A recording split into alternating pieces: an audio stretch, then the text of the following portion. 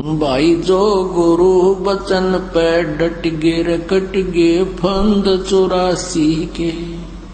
भाई जो गुरु बचन पे डट गे रकट गे फंद 84 के। कट गे फंद 84 के रकट गे फंद 84 के। भाई जो गुरु बचन पे डट गे रकट गे फंद 84 के। कर जोरूं विनती करूं धरूं चरण पर शीश। गुरु जी राम देवानंद जी महाराज ने दियो नाम बख्शीश। कोटि कोटि सिजदा करूं कोटि कोटि प्रणाम। चरण कमल में राखियो मैं बांदी जाम गुलाम।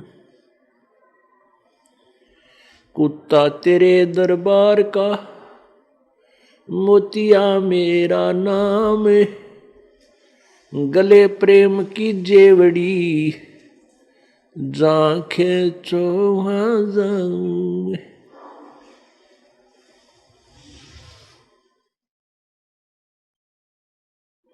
जय इब के सतगुरु मिल सब दुख आखूं रो। चरणों ऊपर शीस धरूं कहूं जो कहनी हो। कबीर साईं मिलेंगे पूछेंगे कुशलात। आज अंत की सब कहूं अपने दिल की बात।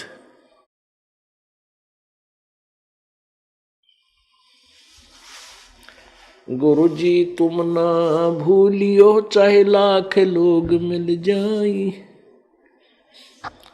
हमसे तुमको बहुत है तुमसे हमको नहीं। तुमरे विसारे क्या बने मैं किसकी शरण में जाऊं। शिव बिरंच मुनि नारदा इनके हृदय न समाऊं। अवगुण किए तो बहुत किए करत न मनी हारे।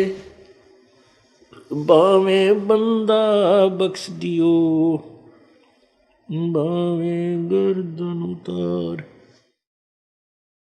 अवगुण मेरे बाप जी बख्शो गरीब नवाज। जो मैं पूत कपूत हूँ बड़ पिता को लाज। मैं अपराधी जन्म का नक्शक बरे विकार। तुम दाता दुख भंजना मेरी करो संभार। कबीर लूट सको तो लूटियो राम नाम की लूट। पीछे फिर पछताओगे प्राण जाएंगे छूट। उदय अस्त बीच चक्कर चले थे ऐसी जन ठकुराई। चुन करी सिस्वर कल्प करी तब खोज न पाया राई। सर्व सोने की लंका होती रावण से रणधीरम। एक पलक में राज विराजी वजम की पड़े जंजीरम। मर्द गर्द में मिल गए वो रावण से रणधीर। कंस के सी चाणूर से हिरणा कुछ बलबीर। तेरी क्या बुनियाद है तू जीव जन्म धर लेत।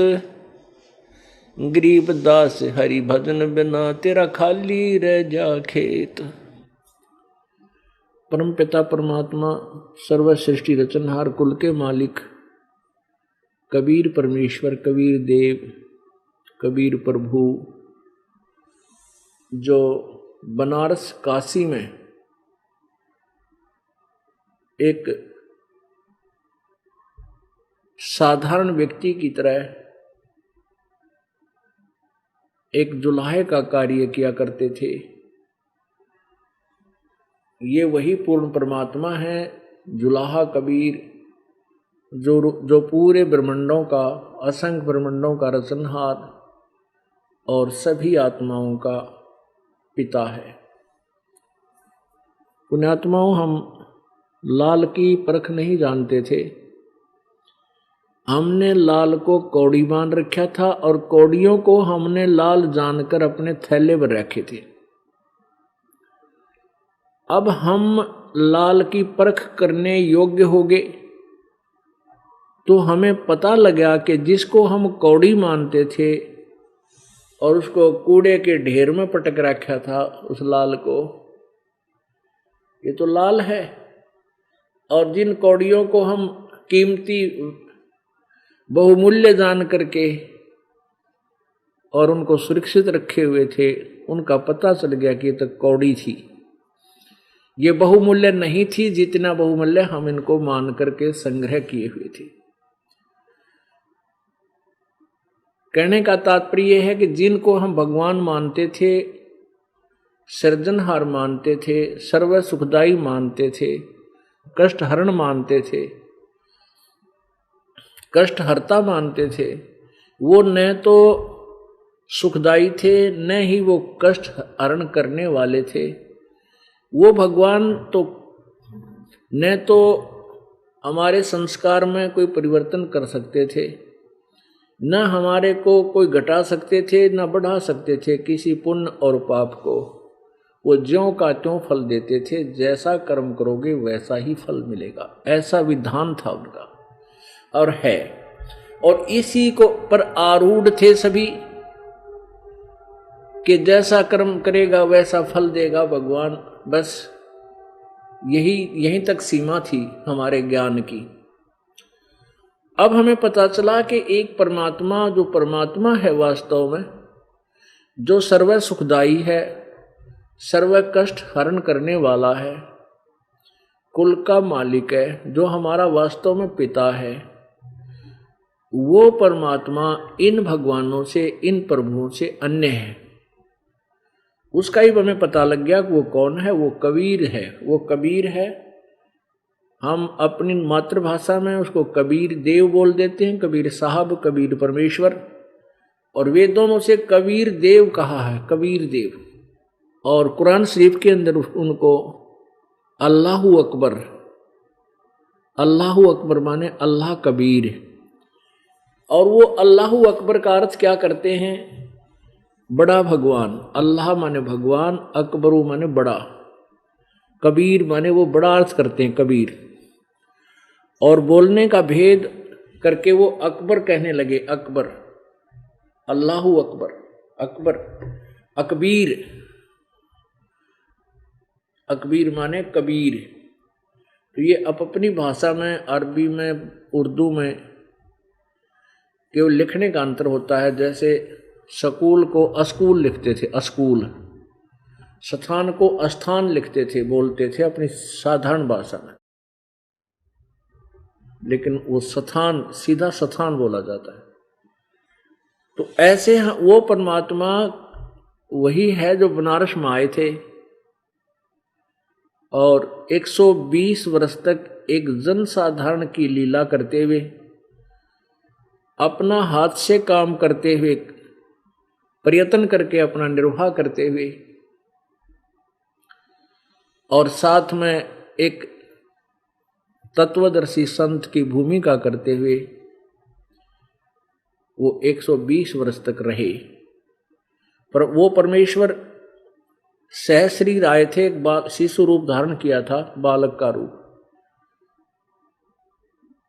काशी शहर के लहर तारा तालाब में कमल के फूल के ऊपर परमात्मा सतलोक से आकर के विराजमान हुए थे। और पिछले कोई संस्कार से नीरू और नीमा एक मुसलमान दुल्हा दंपति जो निसंतान थे वो परमेश्वर को उठा ले गए थे।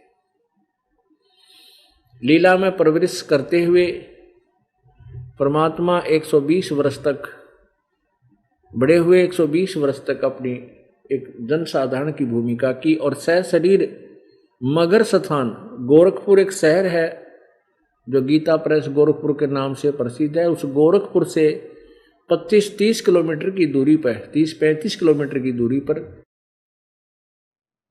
एक मगहर कस्बा है और वहाँ परमात्मा ने एक लीला की थी। 2 नवाब, 2 नरेश और हजारों व्यक्ति, सैनिक, हजारों जनता के लोग वहाँ उपस्थित थे।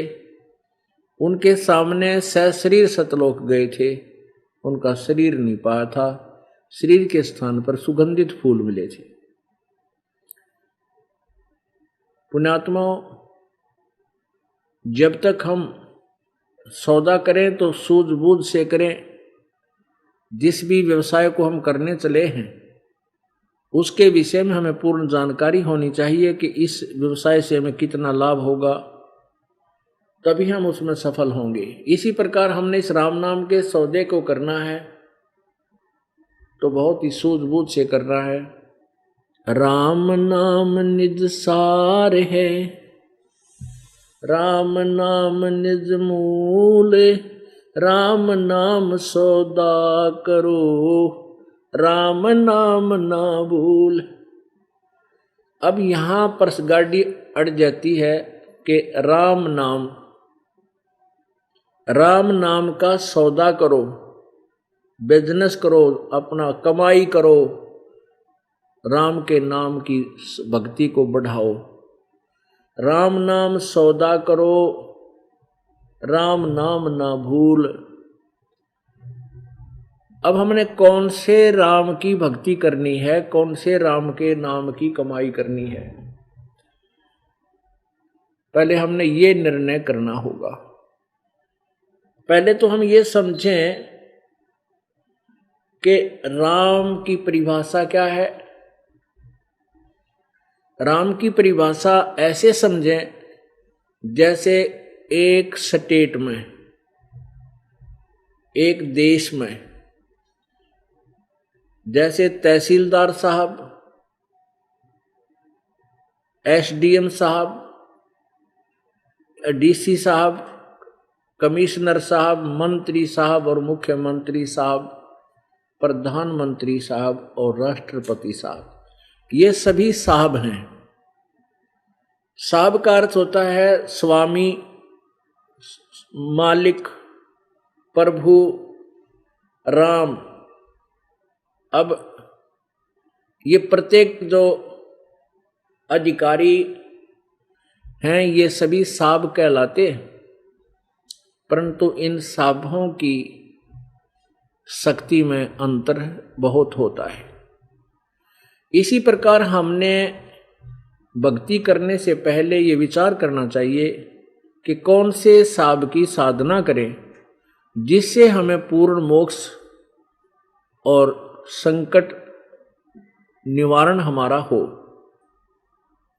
अब जैसे एक ब्रह्मांड के अंदर श्री ब्रह्मा रजगुण, श्री विष्णु सतगुण और श्री शिव जी तमगुण, ये तीनों एक एक विभाग के मंत्री साहब समझो। ये एक एक विभाग के साहब हैं, एक एक विभाग के ये राम हैं। और इनके पिताजी ब्रह्म ज्योति निरंजन, ये 21 ब्रह्मांड के राम हैं, साहब हैं, 21 ब्रह्मांड के। और प्रत्येक एक ब्रह्मांड के अंदर ये मुख्यमंत्री का रोल करते हैं। इसके 21 ब्रह्मांड हैं जिन पर ये स्वामी हैं। एक ब्रह्मांड के अंदर ये स्वयं मुख्यमंत्री का रोल करता है ब्रह्म, और अपने तीनों पुत्रों को रजगुण श्री ब्रह्मा जी, सतगुण श्री विष्णु जी और तमगुण श्री शिव जी को एक एक विभाग का मंत्री बनाकर पूरे ब्रह्मांड का कंट्रोल करता है। अब पहले ये देखेंगे एक ब्रह्मांड होता क्या है। पुण्यात्माओं, आज तक इस दास के सत्संग से पूर्व आपने जो भी सत्संग सुना है वो कोरा ज्ञान सुन रखा है, उसका कहीं सिर और पैर नहीं है। अब इस बात से आपको एक बार तो महसूस होगा कि ये दास अभिमान कर रहा है। अभिमान नहीं, सच्चाई कह रहा है। हमने अभी तक राम राम नाम सुने थे, भगवान अल्लाह गॉड, लेकिन हमें यह नहीं मालूम था ये भगवान कितनी पावर के हैं, इनकी भक्ति से हमें क्या लाभ होगा। बस अंधाधुंध लग रहे थे, लकीर के फकीर हुए थे, क्योंकि ज्ञान था ही नहीं। जो भी जैसा ज्ञान देता संतजन उसी पर आधारित होकर उसके ऊपर आश्रित हो जाते थे। पुण्यात्माओं, परमात्मा की भक्ति के लिए प्रेरित करना, बदले रे भगवान तेरा काम आवेगा, भाई भगवान की भक्ति करनी चाहिए, ये तो आम आदमी कह देगा जो थोड़ा बहुत कोई चार बात सीख रहा है, जानता है। और श्रद्धालु लोग उन बातों को सहर्ष स्वीकार करते हैं क्योंकि उनको भगवान की चाह है।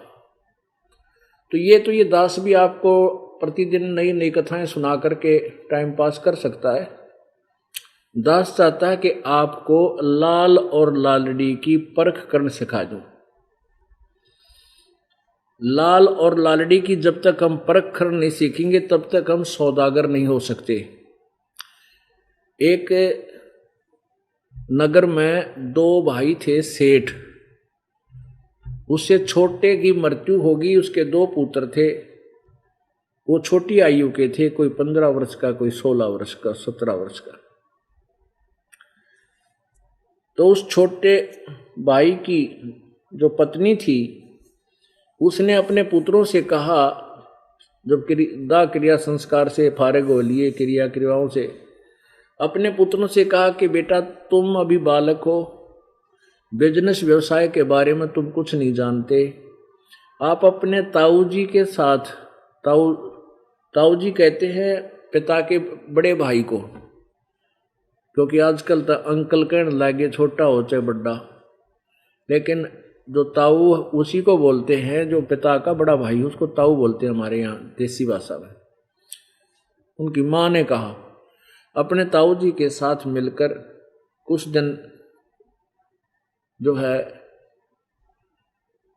सौदा इकट्ठा कर लो, उनके साथ मिलकर बिजनेस कर लो, तुम्हें अभी ज्ञान नहीं है, और ऐसा करो, पैसे तो मेरे पास है नहीं। माँ ने कहा बच्चों से आप ये लाल ले जाओ, लाल।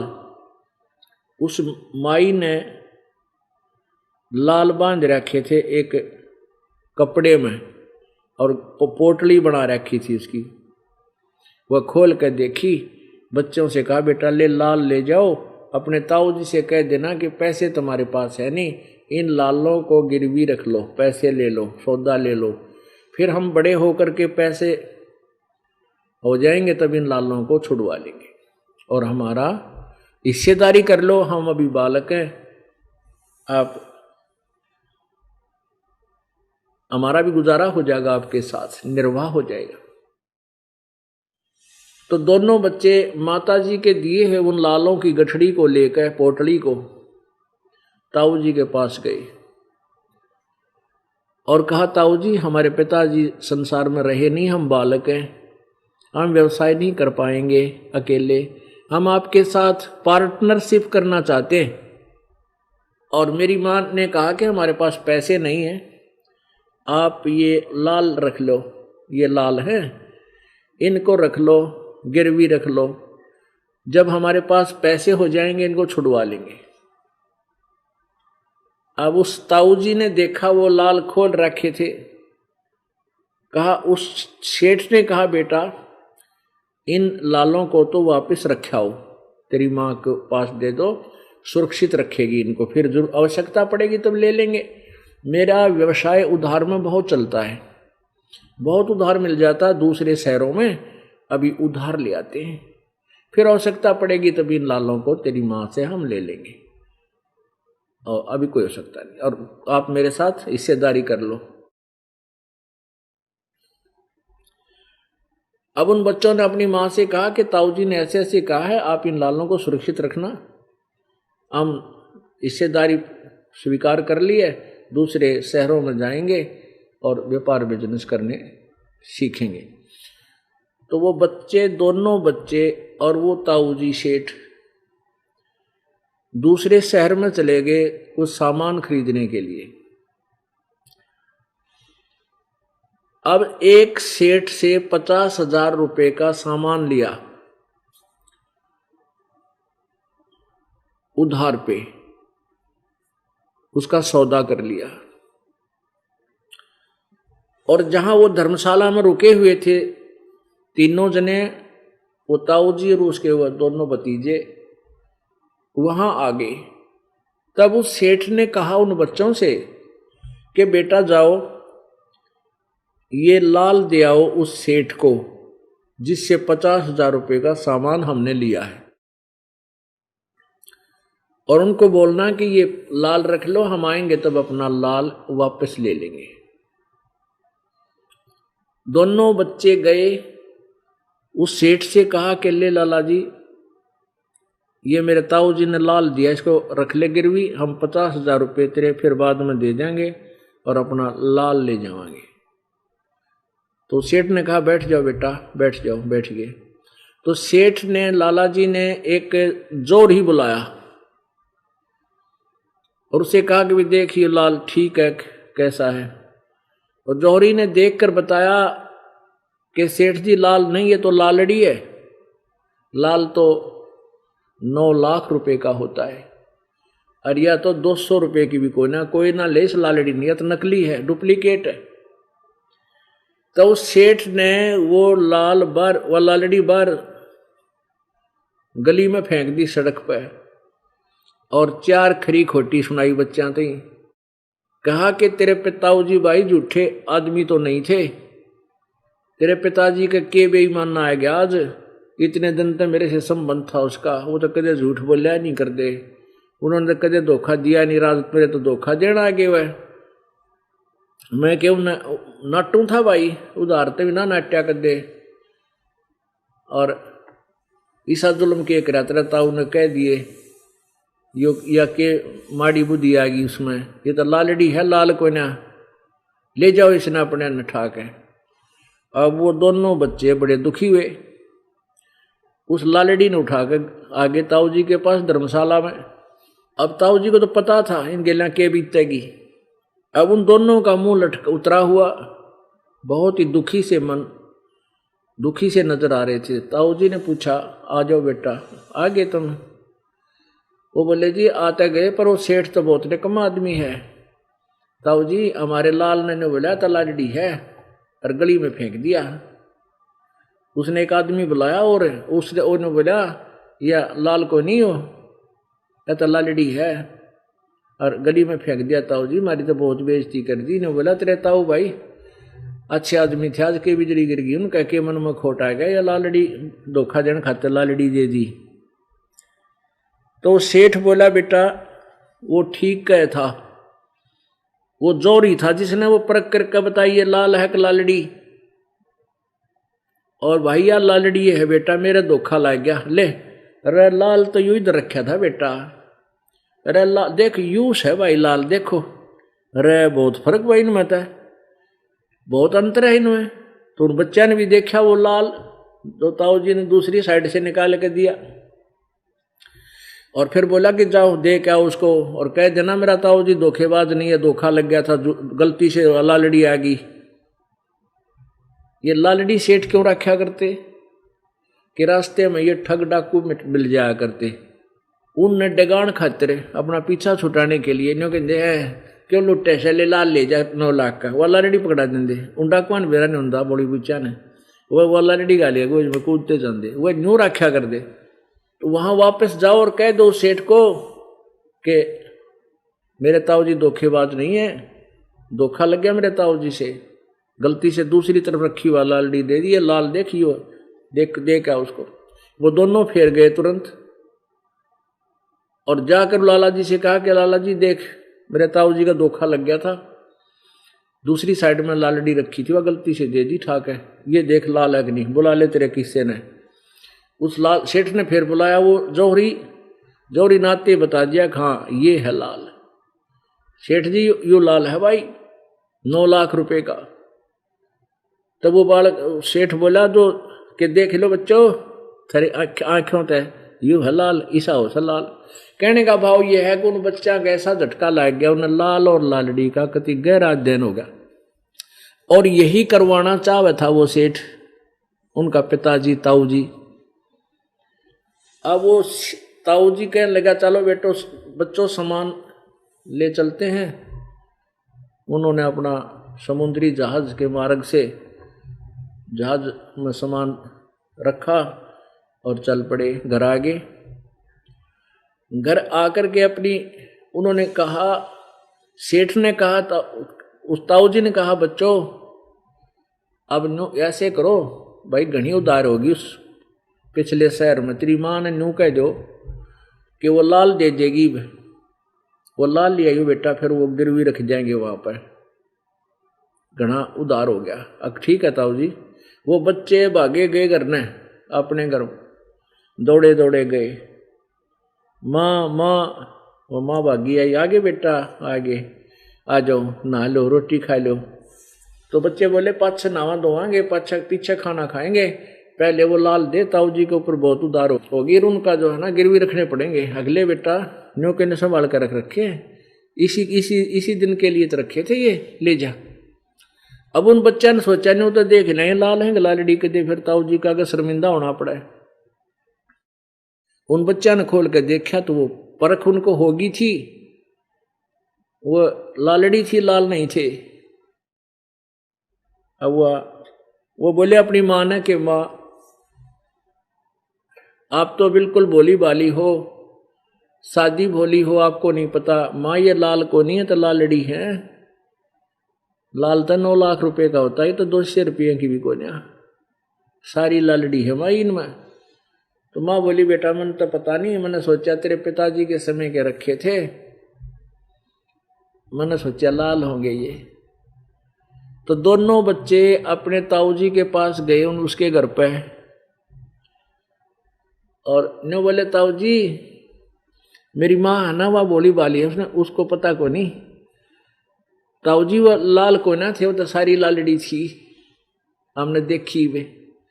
तो ताऊ जी बोला बेटा ये उस दिन भी लालड़ी थी जब तुम मेरे पास लेकर आए थे कि रख लो और फिर छुड़वा लेंगे। यदि मैं कह देता ना अपने मुंह ते, अपने मुख से बोल देता कि ये लाल को ना लालड़ी है, तेरी माँ भी मुंह चढ़ाओ और तुम भी काली मानो, न्यो कहो तेरी माँ मेरा पति ना हो रहा है संसार में, इसलिए हमारी लालों को भी लालड़ी बताओ, आज यू देखिए। और बेटा मैंने तुम्हें इतना तैयार कर दिया कि तुम स्वयं परख कर लोगे अपने लाल और लालड़ी को, तो मेरे ऊपर वजन ना आओगा, मैं बूढ़ा ना बनूंगा, इसलिए तुम्हें मैं वैसे ले गया था और तुम्हें पारखू बना लिया। अब तुम नापा पटक दिए, ठाक वह लाल को ना लालड़ी है, नहीं तो सुरक्षित रख रहे थे, सो चिंता कर रहे थे कदे कोई काट ले जाए।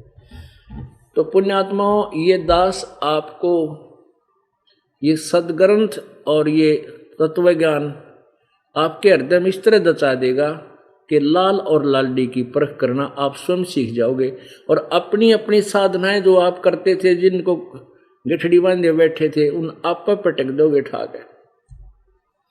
तो जब तक हम पारखू नहीं होंगे तो हम उसको सत्य और असत्य को कैसे निर्णय करेंगे?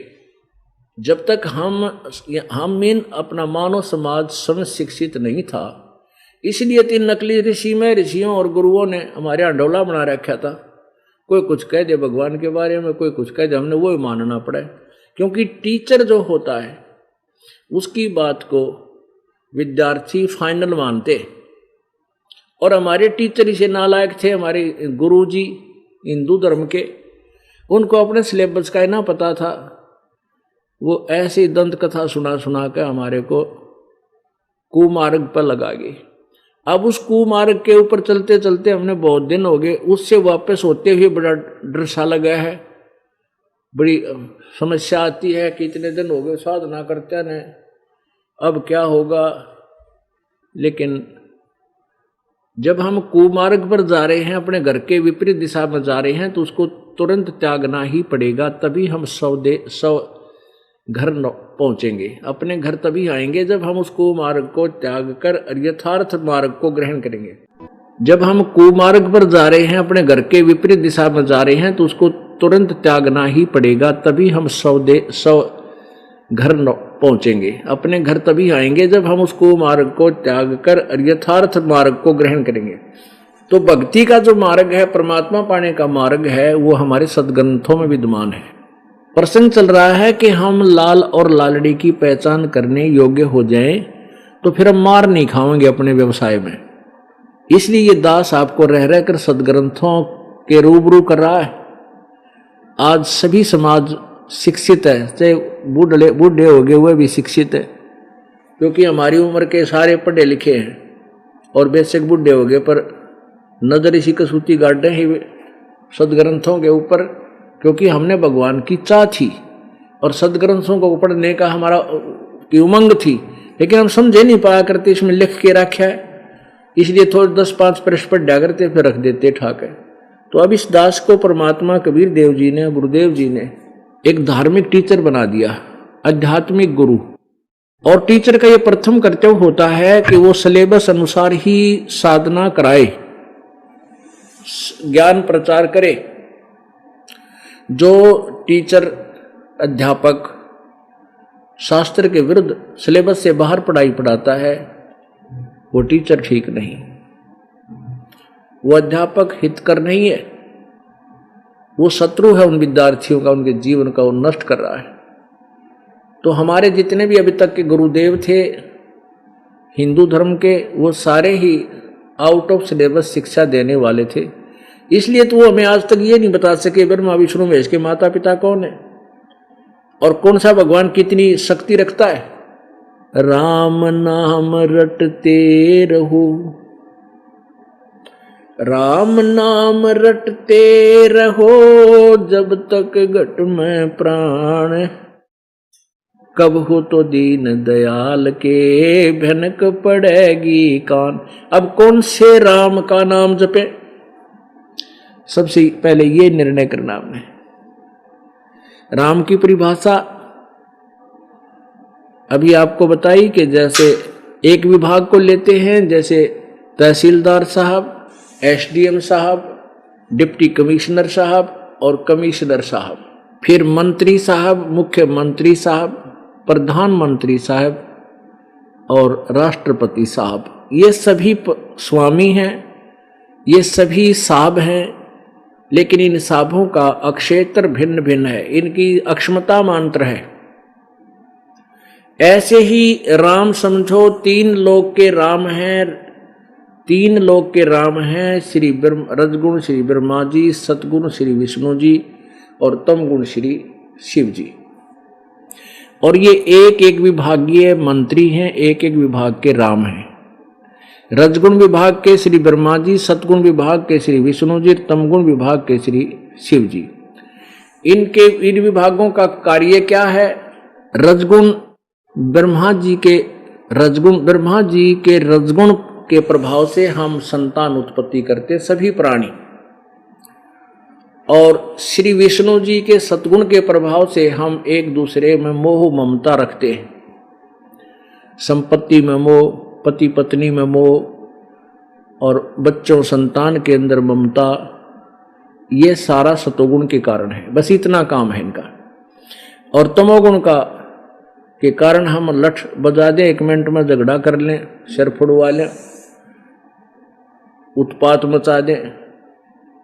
तो ये सारे कार्य तीनों भगवानों से हो रहे हैं और इतनी इनकी प्रभुता है, इतना इनका कार्य है। और ये तीनों परमात्मा, ये तीनों प्रभु न तो आपके भाग्य को घटा सकते ना बढ़ा सकते, जैसा कर्म आपने किया वैसा ही देंगे। अब इनसे नीचे और देवता आते हैं, जैसे गणेश जी की पूजा,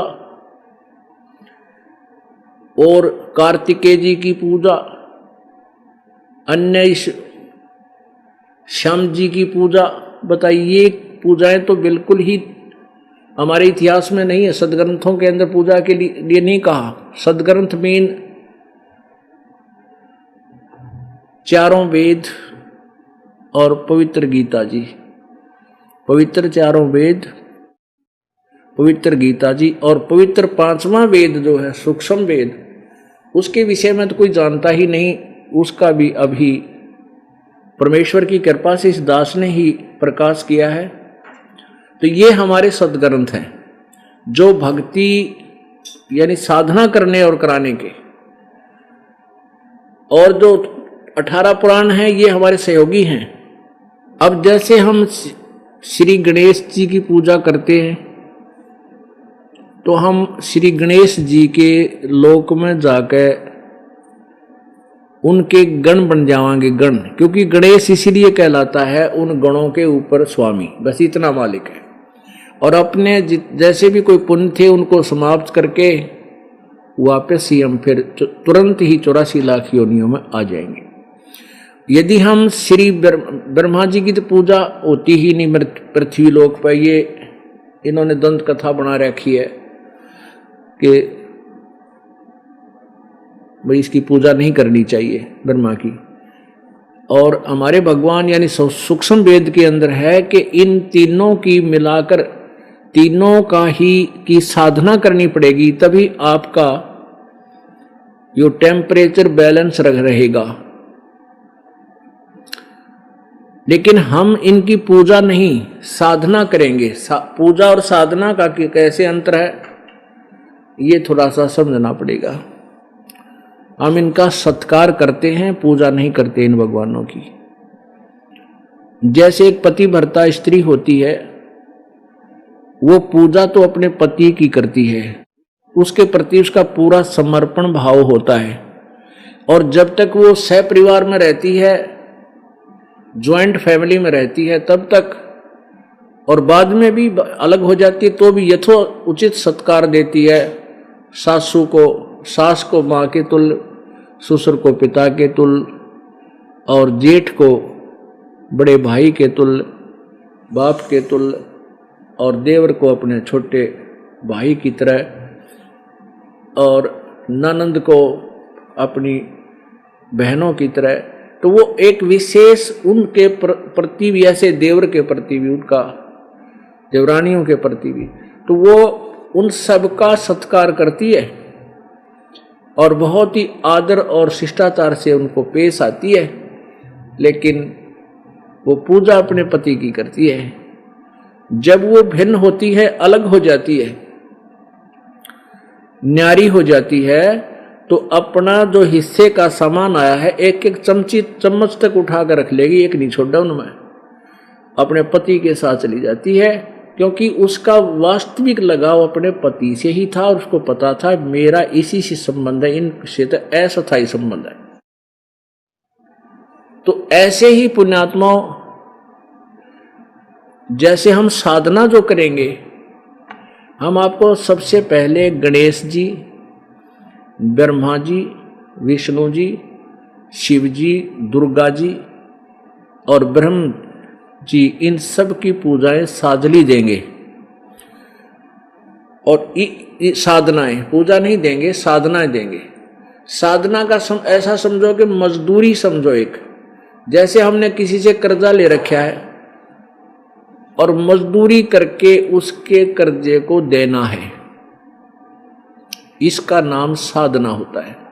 और पूजा का अर्थ है कि जिसके लिए हम मजदूरी कर रहे हैं, हमने इससे यहां कर्जे से मुक्त होकर के कहाँ जाना है, पूजा हम उस परम पिता की करेंगे जिसके पास हमने जाने के लिए ये सारा कुछ करना पड़ रहा है।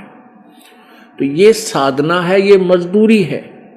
तो हम सबसे पहले आपको इन भगवानों की साधना देंगे जिससे आप इनके द्वारा लिए हुए कर्जे से मुक्त हो जाओगे।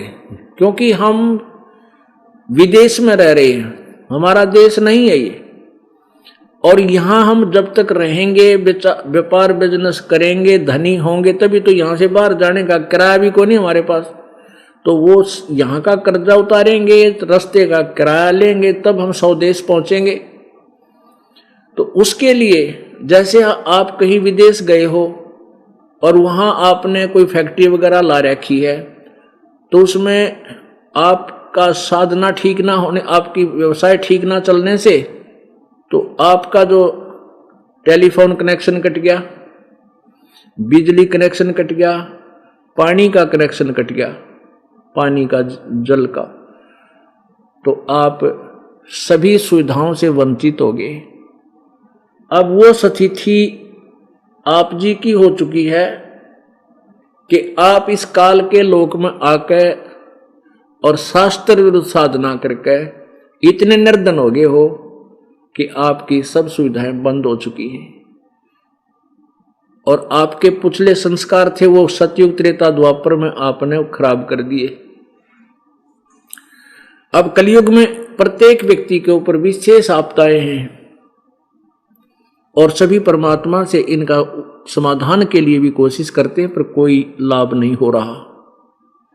तो पहले क्या होगा कि आपको ये ब्रह्मा विष्णु महेश से जो तुम्हें सुविधाएं मिलनी थी, इनका ऋण, इनकी टैक्स ना देने से, इनका बिल ना भरने से इन्होंने अपनी सुविधाएं बंद कर दी तुम्हारी सारी, क्योंकि ये नहीं दे सकते आपको।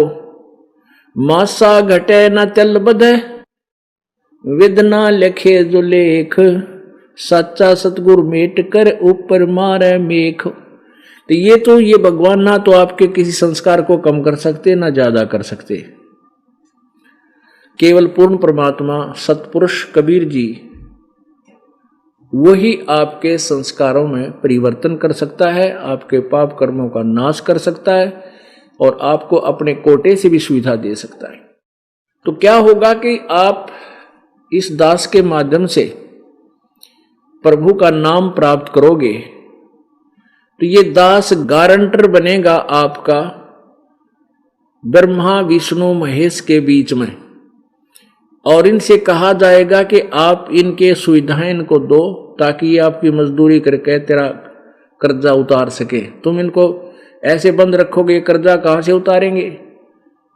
तो गारंटर वही होता है जो धनी व्यक्ति होता है और जिसको गारंटी ये मानते हैं। तो वो कौन होता है? वो संत होता है, परम संत होता है, परमेश्वर का कृपा पात्र होता है। तो ये दास आपका गारंटर बनता है ब्रह्मा विष्णु महेश गणेश दुर्गा और ब्रह्म के बीच में, कि आप इनके कनेक्शन चालू करो, ये आपकी मजदूरी करके साधना करके आपका कर्जा पूरा करेंगे। तो आपको जिस दिन यह मंत्र मिल जाता है, प्रथम मंत्र, उसी दिन आपके गारंटी के कागज इन भगवानों के पास पहुंच जाते, ऑटोमेटिक फैक्स हो जाता है। तो ये सब सुविधाएं आपको शुरू कर देते हैं। और उसमें क्या होता है कि वो परमात्मा उस संत परमेश्वर कबीर देव जी के कोटे से आते हैं उनके पास, तब वो सुविधाएं आपको देनी शुरू करते हैं। फिर आपको इतना तैयार कर दिया जाता है कि अब आप अपने पैरों पर खड़े हो जाओ। तरीका बताया जाता है राम नाम का धनी होने का, कि दान करो, भक्ति सिमरण करो, नाम जपो, सेवा करो। फिर इन साधना से आपको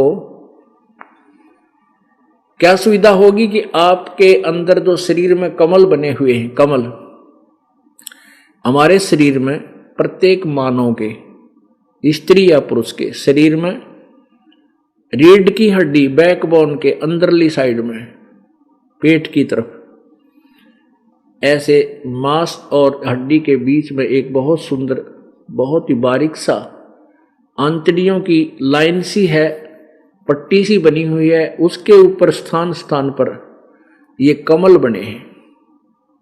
तो इन नाम के जाप से वो कमल धीरे धीरे जो है खिलने शुरू होंगे, फूलने शुरू हो जाएंगे। जितनी भक्ति आपकी होती जाएगी, अंदर के जो कमल है वो खिलते जाएंगे। कहने का भाव ये है कि जितनी आपकी कमाई धन वहां पहुंचता जाएगा इनके अकाउंट में, आपके अकाउंट में, उतनी ही सुविधा, उतना ही राहत आपको ये ब्रह्मा विष्णु महेश गणेश और दुर्गा देना प्रारंभ कर देंगी। तो आपके घर में सुख, आपके शरीर में सुख, काम में बरकत बहुत घनी होने लग जाएगी। और जब आप यहां से चलोगे तो आपके जाने में रास्ते में बाधा नहीं होगी, आप ऋण मुक्त होगे। ब्रह्मा विष्णु महेश गणेश और दुर्गा आपको रोकेंगे नहीं कि जाओ भाई हमारे कागज पूरे, हम नहीं रोकेंगे अपने। तो इनकी भक्ति, इनकी साधना करनी है। हम सबसे पहले आपको इनकी प्रॉपर वे, भक्ति का प्रॉपर वे बताएंगे, शास्त्रानुकूल साधना देंगे जिससे ये लाभ आपको देंगे।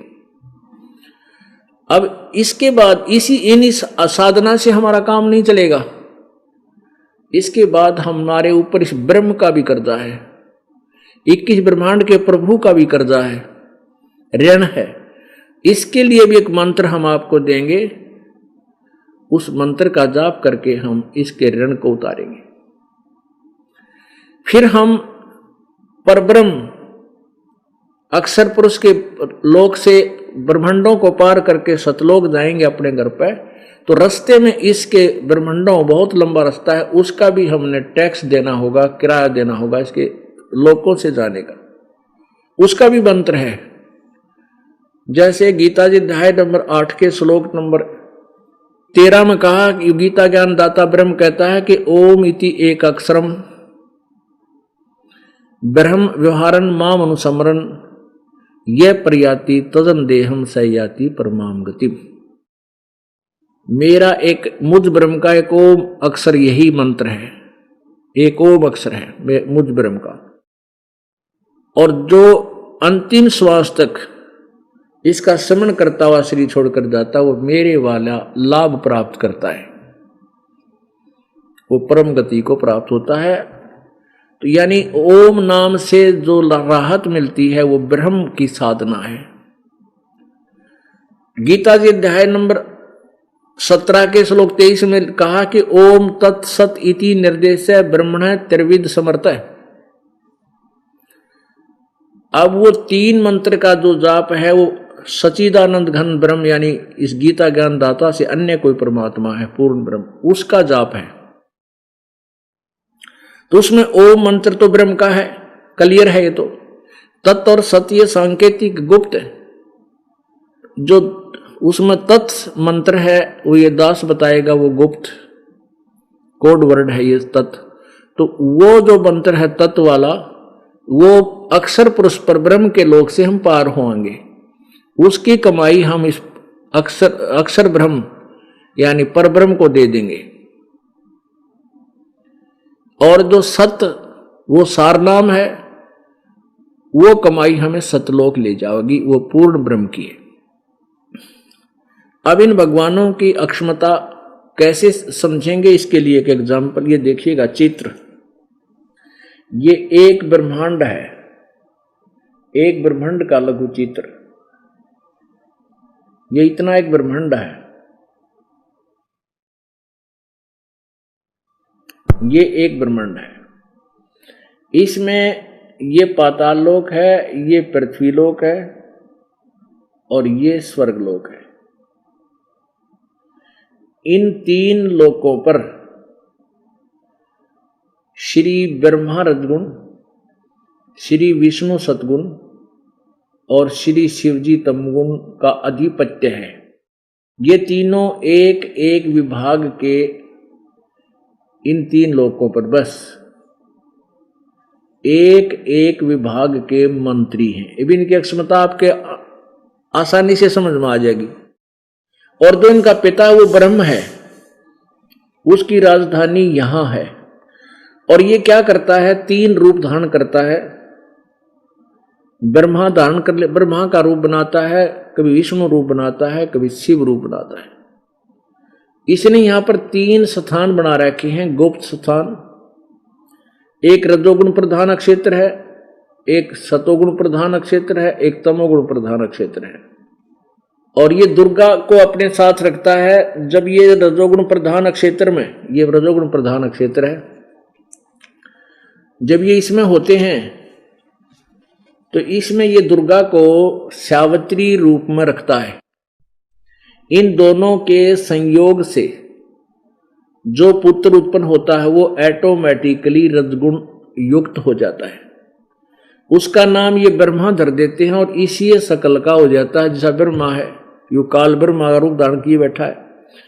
और फिर इसने एक सतोगुण प्रधान क्षेत्र बना रखा है। इसमें ये स्वयं को विष्णु रूप धारण कर लेता है और दुर्गा को लक्ष्मी रूप में रखता है। इन दोनों के संयोग से जो पुत्र उत्पन्न होता है वो विष्णु के आकार का, विष्णु से सकल का हो जाता है और सतोगुण युक्त हो जाता है। और ये तीसरा स्थान है, ये तमोगुण प्रधान क्षेत्र है। जब इसमें ये काल होता है ये शिव रूप धारण कर लेता है और दुर्गा को ये पार्वती रूप धारण कराता है। इन दोनों के मेल से, संयोग से जो पुत्र उत्पन्न होता है वो ऑटोमेटिकली शिव जी की शकल जैसा हो जाता है और ये तमोगुण युक्त हो जाता है। फिर इन तीनों को बेहोश रखते हैं। ये इन तीनों पुत्रों को जब तक ये युवा नहीं होते तब तक इनको अचेत रखते और परवरिश जारी रखते हैं, और जब ये जवान हो जाते हैं तो इनको सचेत करके इन तीनों का शादी कर देते हैं। यही दुर्गा अपने 3 रूप धारण और करती है, सावित्री, लक्ष्मी और पार्वती की, और इनकी शादी कर देती है। अब सतोगुण प्रधान क्षेत्र क्या है, रजोगुण प्रधान क्षेत्र क्या है? एक मकान में 3 कक्ष हैं। एक कक्ष में चित्र लगा रखे, अश्लील चित्र, और दूसरे में लगा रखे हैं साधु संत फकीरों के, बहुत शांत स्वभाव वाले व्यक्तियों के, और तीसरे में लगा रखे हैं शहीदों के, क्रांतिकारियों के, शूरवीरों के।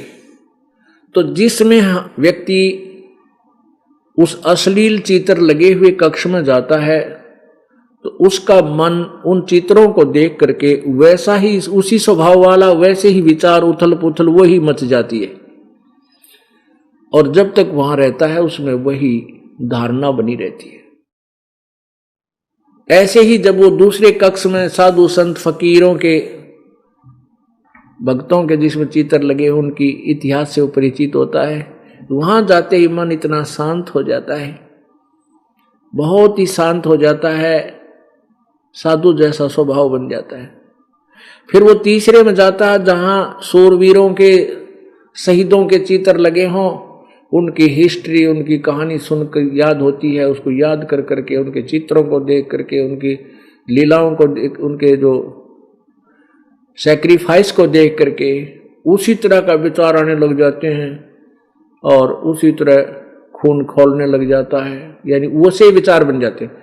तो ऐसे इस काल भगवान ब्रह्म ने इस ब्रह्मलोक के शून्य में, शून्य शिखर में, शिखर माने चोटी पे, वहां एक गुप्त स्थान बना, ये एक अलग ऐसा स्थान बना रखा है, वहां कोई नहीं जा सकता, ये जिसको चाहेगा वही जा सकता वहां पर। तो इसने ये 3 स्थान बना रखे हैं, और स्वयं ये जब रजोगुण प्रधान क्षेत्र में होता है तो दुर्गा को सावित्री रूप में रखता है। जब तक ये उस क्षेत्र में रहता है तो इनके मन में वही स्वभाव, वैसा ही विचार आते रहते हैं, और जब उस इनसे जो पुत्र उत्पन्न होता है उसके विचार भी वैसे ही हो जाते हैं। इसी प्रकार दूसरा सतोगुण प्रधान क्षेत्र है। जब ये वहां होते हैं तो ये विष्णु रूप धारण कर लेता है और दुर्गा को लक्ष्मी रूप धारण कराता है। इन दोनों के जब तक ये वहां रहते हैं इनके विचार वैसे ही रहते हैं, साधु स्वभाव वाले, तो इनके संयोग से जो पुत्र उत्पन्न होता है उस बच्चे में भी वही गुण होते हैं।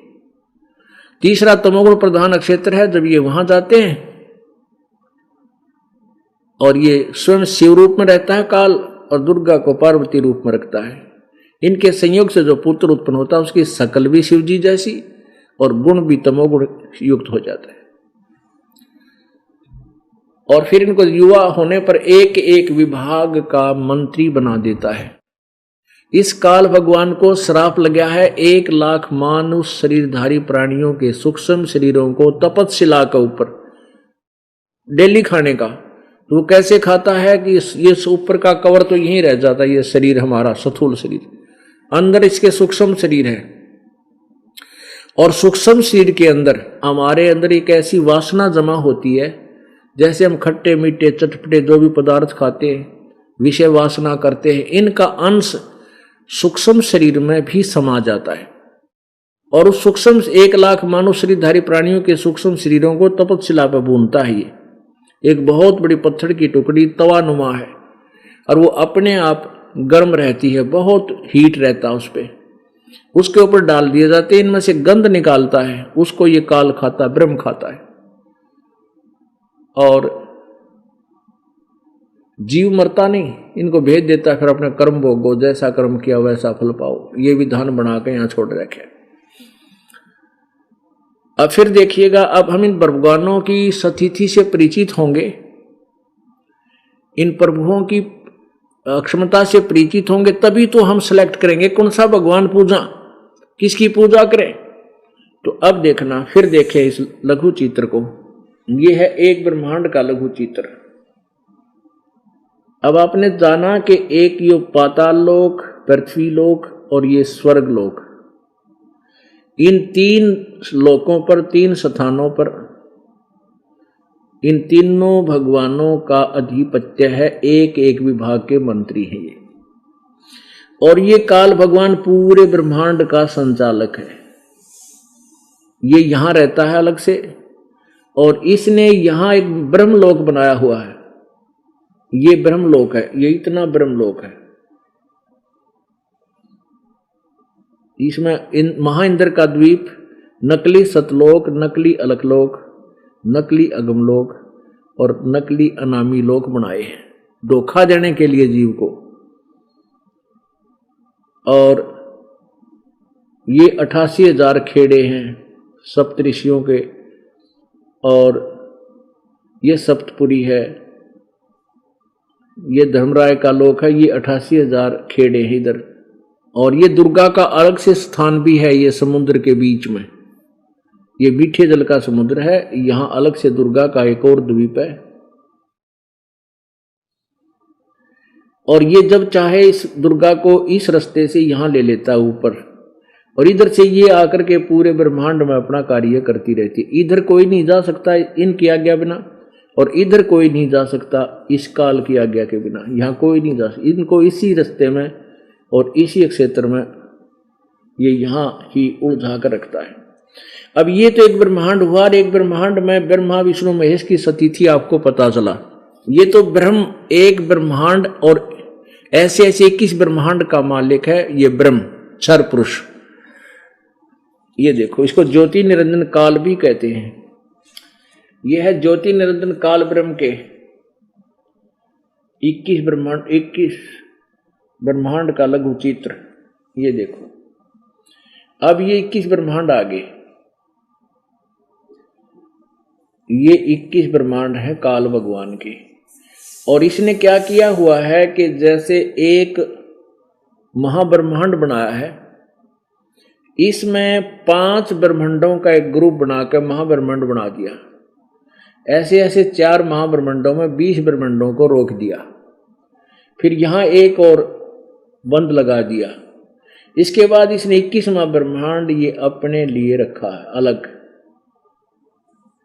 अब पुण्यात्मों, अब ब्रह्मा विष्णु महेश एक ब्रह्मांड में एक विभागीय मंत्री हैं, और ये है ये ब्रह्म का 21 ब्रह्मांड। अब देखो, पूरे असंख्य ब्रह्मांडों की सतिथि। अब यहीं आइए, फिर ये है 21 ब्रह्मांड, ये है 21 ब्रह्मांड काल के, ज्योति निरंजन काल के 21 ब्रह्मांडों का अर्थात काल लोक। ये इतना रह गया। ये तो है ब्रह्म का, और ब्रह्मा विष्णु महेश इस एक ब्रह्मांड में एक विभागीय मंत्री है, साहब हैं, राम हैं, प्रभु हैं। और ये है 7 संख ब्रह्मांड, ये परब्रह्म के, ये लाइन है परब्रह्म के। और ये देखो पूरा, ये असंख्य ब्रह्मांडों का कुल मालिक ये है कबीर देव परम अक्षर ब्रह्म। ये अक्षर पुरुष है, ये क्षर पुरुष है, क्षर पुरुष। 21 ब्रह्मांड जिसके हैं ये क्षर पुरुष, और 7 संग ब्रह्मांड का ये है ये अक्षर पुरुष। इसको अक्षर पुरुष को अक्षर ब्रह्म भी कहते हैं, क्षर पुरुष को क्षर ब्रह्म भी कहते हैं। और ये है अक्षर, ये परम अक्षर पुरुष के असंख्य ब्रह्मांड जो ओवरऑल कंट्रोलर है, जो इन पे भी मालिक है, इन पे भी मालिक है और इन पे भी मालिक है। तो ये परम अक्षर ब्रह्म, इस परम अक्षर ब्रह्म का पूरे असंख्य ब्रह्मांडों पर प्रभुत्व है, ये कुल का मालिक है। अब हम इस एक ब्रह्मांड के एक विभागीय मंत्री श्री ब्रह्मा जी, विष्णु जी और शिव जी की पूजा करते रहे। इनकी साधना से हम इन्हीं के लोक में रहे, इनकी पूजाओं से हम यहीं रहे। इन 3 लोकों में पृथ्वी लोक पर जन्म हुआ, यहां से पुण्य किए स्वर्गलोक में खत्म किए, कुछ पाताल लोक पर जा समाप्त किए, और ब्रह्म की साधना की तो हम इस ब्रह्म लोक में चले गए। यहां और ज्यादा आनंद है, बहुत ज्यादा लंबा समय होता है, तो उस कमाई को हम ऐसे बर्बाद करते रहे। अब हमने कौन से भगवान की पूजा करनी है और उससे हमें क्या लाभ होगा ये आपको पता चलेगा। जैसे हम ब्रह्मा विष्णु महेश जी की पूजा करते थे, ये शास्त्र विरुद्ध थी। आपने गीता जी अध्याय नंबर 15 के श्लोक नंबर 1 से 4 में और 16-17 में पढ़ा सुना, उसको आज फिर आपको दोबारा बताते हैं। गीता जी अध्याय नंबर 15 के श्लोक नंबर 1 में क्या कहा है कि ये देखिएगा, श्रीमद् भगवत गीता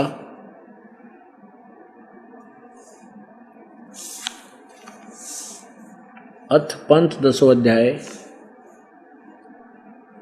इसमें क्या कहा है कि ऊर्ध्व मूलम अधः शाखम अश्वत्थम प्राहु अवम छंदासी यस्य प्रणानि ये तम वेद स वेदवित्।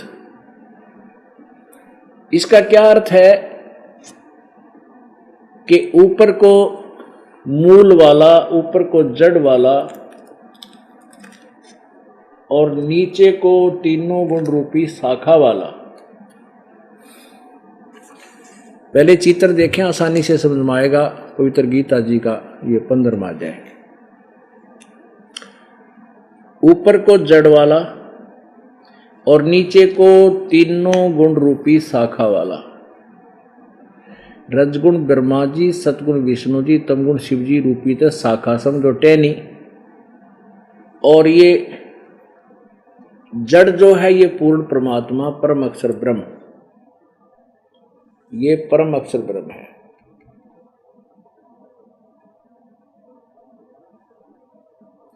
ये पूर्ण ब्रह्म परमेश्वर है।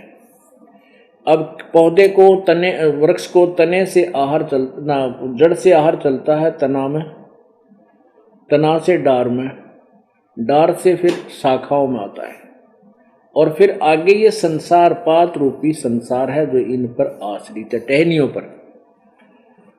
और इसका अर्थ ये है गीता जी अध्याय नंबर 15 के श्लोक नंबर 1 का कि ऊपर को जड़ वाला, अधः शाखम नीचे को शाखा वाला, ये संसार रूपी पीपल का अविनाशी वृक्ष कहा है। और जो इसके सभी, जो व्यक्ति, जो संत इस संसार रूपी वृक्ष के सभी छंदों को, विभागों को पत्तों सहित जानता है, स वेदवित्, वो वेद के तात्पर्य को जानने वाला है, अर्थात वो तत्वदर्शी संत है। तत्वदर्शी संत की पहचान बताई है इसमें, ये देखिए। तो वो तत्वदर्शी संत कौन थे? परमेश्वर कबीर जी स्वयं आए थे, उन्होंने ये भेद बताया था। अक्षर पुरुष एक पेड़ है, निरंजन वा की डार, और तीनों देवा शाखा हैं, ये पात रूप संसार। हे भगवान, एक का 2 में, और 15वां अध्याय समझा दिया सारा। एक ही मंत्र में, सूक्ष्म वेद का मंत्र है ये, कबीर जी की वाणी का, परम अक्षर ब्रह्म की वाणी का। ऊर्ध्व मूलम अधः शाखम अश्वत्थम प्राहु अवम छंदासी यस्य प्रणानी ये तम वेद स वेदवित। अब देखिएगा इनका अनुवाद। 15वें अध्याय का प्रथम मंत्र अनुवाद किया है आदि पुरुष परमेश्वर मूल वाले। अर्थात इनका कहने का भाव यह है कि जो जड़ है उस संसार रूपी वृक्ष की वो आदि पुरुष परमेश्वर यानी परम अक्षर ब्रह्म है। ये अनुवाद इन्होंने सही किया है। आदि पुरुष परमेश्वर मूल वाले, ये मूल रूपी जो है, मूल जो है ये पूर्ण परमात्मा है। और आगे का ज्ञान नहीं दिया गीता ज्ञानदाता ने, उसको पता नहीं। आदि पुरुष परमेश्वर मूल वाले अधः शाखम ब्रह्मा रूप मुख्य शाखा वाले नहीं, ये अनुवाद गलत है। ये देखिएगा दूसरे अध्याय दूसरे श्लोक में इन्होंने अधः माने क्या किया, अधः माने नीचे, अधः माने नीचे। तो हम यहां इसको ठीक करेंगे। अधः शाखम ऊर्ध्व मूलम ऊपर को शाखा वाला और नीचे को ऊपर को जड़ वाला, नीचे को शाखा। अधः शाखम नीचे को शाखा वाले। इस संसार रूपी पीपल के वृक्ष को अविनाशी कहते हैं। इन्होंने जैसा अनुवाद किया यही पढ़ेंगे पहले। वेद जिसके पत्ते कहे गए हैं, उस संसार रूप वृक्ष को जो पुरुष मूल सहित तत्व से जानता है वह वेद के तात्पर्य को जानने वाला। अर्थात वह मूल सहित और पत्तों सहित जानता है, अब प्रत्येक विभाग को जानता है मूल सहित ही। मूल सहित में सबको जानता है, तो वो तत्व से जानता, वह वेद के तात्पर्य को जानने वाला, अर्थात वह तत्वदर्शी संत है। गीता जी अध्याय नंबर 4 के श्लोक नंबर 25 से लेकर और 30 तक गीता ज्ञान दाता ने अपना मत बताया है कि कोई तो साधना ऐसी करता है, कोई साधना ऐसी करता है, कोई तो देवताओं की पूजा करके ही उसको फाइनल मान बैठा है, और कोई यज्ञ आदि करता है, कोई हवन तक सीमित है। अब देखना पुण्यात्माओं, ये एक सिलेबस है, एक अलग से आपकी क्लास है। ये सोच लो कि हमने थोड़ा सा समय भगवान के लिए देना पड़ेगा और इसकी ट्रेनिंग लेनी पड़ेगी, तब हम भक्ति करने योग्य रहेंगे। अब देखिए अध्याय नंबर 4 श्लोक नंबर 25। अब ये क्या बता रहा गीता ज्ञानदाता कि कोई तो ऐसी पूजा करता, कोई ऐसी। दूसरे योगीजन देवताओं के पूजन रूप यज्ञ को ही भली भांति अनुष्ठान किया करते हैं। देवताओं की पूजा रूपी यज्ञ यानी यही अनुष्ठान, यही धार्मिक कर्म है उनके, देवताओं की पूजा करना। और अन्य साधक योगीजन पर ब्रह्माग्नौ ब्रह्म यानी परमात्मा ब्रह्म की साधना करते हैं और यज्ञों के द्वारा ही करते हैं, हवन आदि किया करते हैं। और 26 में कहा कि अन्य योगीजन श्रोत्र आदि समस्त इंद्रियों को संयम रूप अग्नि में हवन किया करते हैं, यानी आंख कान बंद करके बैठे रहें। और अन्य दूसरे शब्द आदि समस्त विषयों को इंद्रियों रूप अग्नि में हवन किया करते हैं। 27 में कहा कि दूसरे योगीजन इंद्रियों को की संपूर्ण क्रियाओं को और प्राणों की समस्त क्रियाओं को ज्ञान से प्रकाशित आत्म संयम योग रूप अग्नि में हवन किया करते हैं। 28 में कई पुरुष धर्म संबंधी यज्ञ करने वाले हैं, केवल धर्म भंडारे करते रहते, दान दे दिया कि भंडारे कर दिए, और कुछ तपस्या ही करते रहते हैं, और दूसरे कितने ही योग करते रहते हैं, आसन, और कितने ही अहिंसा आदि तिक्सिक व्रतों से युक्त रहते हैं, जो मुंह पर पट्टी बांध कर नंगे पैरा घूमते हैं। और कुछ स्वाध्याय रूप ज्ञान यज्ञ करने वाले हैं, यानी केवल पाठ पठन करते हैं, गीता का पाठ कर लिया, वेदों का पाठ कर लिया। फिर क्या दूसरे 29-30 में दूसरे कितने ही योगीजन अपान वायु में प्राणवायु को हवन करते हैं, वैसे ही प्राणवायु को अपान वायु में या श्वास पर उस श्वास को केवल देखते रहते हैं। अन्य कितने ही नियमित आहार करने वाले हैं, यानी बहुत सूक्ष्म आहार करते हैं। प्राणायाम प्राण पुरुष प्राण और अपान गति को रोककर प्राणों में ही हवन किया करते हैं। ये सभी साधक यज्ञों द्वारा पापों का नाश कर देने वाले यज्ञों को जानने वाले हैं। अब इसका वास्तविक अर्थ क्या है कि कोई तो ऐसी साधना करता है, कोई ऐसे करता है, कोई देवताओं की पूजा करता है, कोई केवल धर्म भंडारे करता रहता है, कोई तपस्या करता है, कोई स्वाध्याय करता रहता है, कोई आंख कान बंद करके अभ्यास करता रहता है। कहते ये सभी साधना जो कर रहे हैं ये अपनी साधनाओं को पाप नाशक जानते हैं, ये पाप नाशक जानकर ही कर रहे हैं। और 32वें श्लोक में कहा है कि इस तरह की अन्य बहुत विस्तार से साधनाएं उस सच्चिदानंद घन की वाणी में लिखी हैं। उस परमेश्वर के सूक्ष्म वेद में कहा है, वो तत्व ज्ञान उसमें लिखा। उस तत्व ज्ञान को 34वें श्लोक में कहा है, चौथे अध्याय में, कि उस तत्व ज्ञान को तत्वदर्शी संतों के पास जाकर समझ। इससे सिद्ध है कि गीता जी का ज्ञान कंप्लीट नहीं है। उसके विषय में कहा है कि वो और विस्तार से जो लिखा वो सच्चिदानंद घन की वाणी में, अर्थात उस परमेश्वर की अपने मुख से बोली हुई वाणी में। वो कौन सी है? वो कबीर वाणी। उसमें विस्तार से कहा है, उसको समझ। अब देखो कमाल कर रखा है, अध्याय नंबर 4 का और श्लोक नंबर 32। इस प्रकार और भी बहुत तरह के यज्ञ, अब इन्होंने यहां गड़बड़ कर दी, ब्रह्मणे का अर्थ वेद कर दिया। यहां करना था सच्चिदानंद घन की वाणी में, यानी परम अक्षर ब्रह्म पूर्ण परमात्मा की वाणी में विस्तार से कहे गए हैं। उन सब को तू कर्मों से उत्पन्न होने वाले जान, मन कर्म इंद्रिय और शरीर इसके क्रिया द्वारा संपन्न होने वाले जान।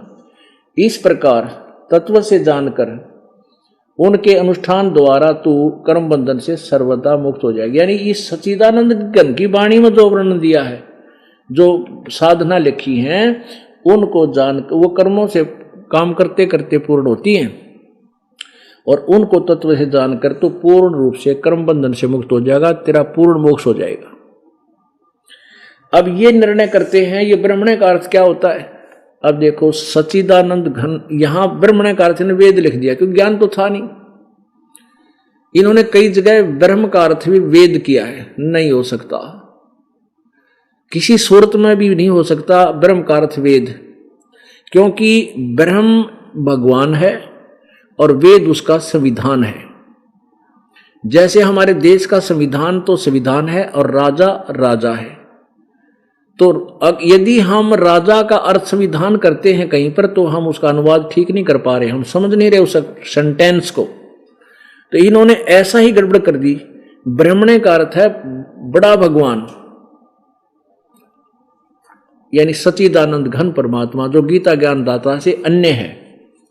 ये देखिएगा 17वां अध्याय नंबर 17 का श्लोक नंबर 23 क्या लिखा है। ओम तत्सत इति निर्देश है ब्रह्मण है त्रिविध समर्थ है ब्राह्मणा तेन वेदा च यज्ञा च विहिता पुरा। ओम तत्सत इति निर्देश है ब्रह्मण। ब्रह्मण माने पूर्ण परमात्मा परमेश्वर ब्रह्म का 3 मंत्र का जाप है ओम तत्सत। इसका निर्देश है, निर्देश माने नथिंग एल्स, और कोई जाप नहीं। समन करने का 3 प्रकार से समन होता है, इसका 3 विधि। और विद्वान ब्राह्मणा माने विद्वान पुरुष, उसी से सृष्टि के प्रारंभ में ये ऐसी साधना करते थे। हमने अब सच्चिदानंद घन इस ब्रह्मणे का अर्थ लेना है इन्हीं के अनुवाद में। ओम तत्सत ऐसे यह 3 प्रकार का सच्चिदानंद घन ब्रह्म का नाम कहा है। ब्रह्मणे माने सच्चिदानंद घन ब्रह्म। हम यहां आते हैं वापस चौथे अध्याय के 32वें श्लोक में। अब यहां लिखा, यहां करना वेद के स्थान पर सच्चिदानंद घन ब्रह्म की वाणी। मुख्य माने उनके मुखारविंद से उच्चारण उस वाणी में, मुख से उच्चरित वाणी में। अब यहां इस प्रकार बहुत तरह के यज्ञ सच्चिदानंद घन की वाणी में विस्तार से कहे गए। उन सब को तू मन, इंद्री और शारीरिक क्रियाओं द्वारा संपन्न होने वाले जान। इस प्रकार तत्व से जान कर तू उनके अनुष्ठान द्वारा उस साधना से, कर्म बंधन से सर्वथा मुक्त हो जाएगा, पूर्ण रूप से मोक्ष हो जाएगा। और यहां चौथे अध्याय के 34वें श्लोक में क्या बताया है? चौथे अध्याय के ही 34वें श्लोक में कि उस ज्ञान को, ओह सच्चिदानंद घन ब्रह्म की वाणी में जो तत्व ज्ञान है, उस ज्ञान को तू ओह तत्वदर्शी ज्ञानियों के पास जाकर समझ। जो गीता से अलग है वो ज्ञान, और गीता ज्ञान दाता नहीं जानता वो कोई किसी अन्य तत्वदर्शी संत की तरफ संकेत कर रहा है। उस ज्ञान को तू तत्वदर्शी ज्ञानियों के पास जाकर समझ। उनको भली भांति दंडवत प्रणाम करने से, उनकी सेवा करने से और कपट छोड़कर सरलता पूर्वक प्रश्न करने से वे परमात्म तत्व को भली भांति जानने वाले ज्ञानी महात्मा तुझे उस तत्व ज्ञान का उपदेश करेंगे। पुण्यात्माओं,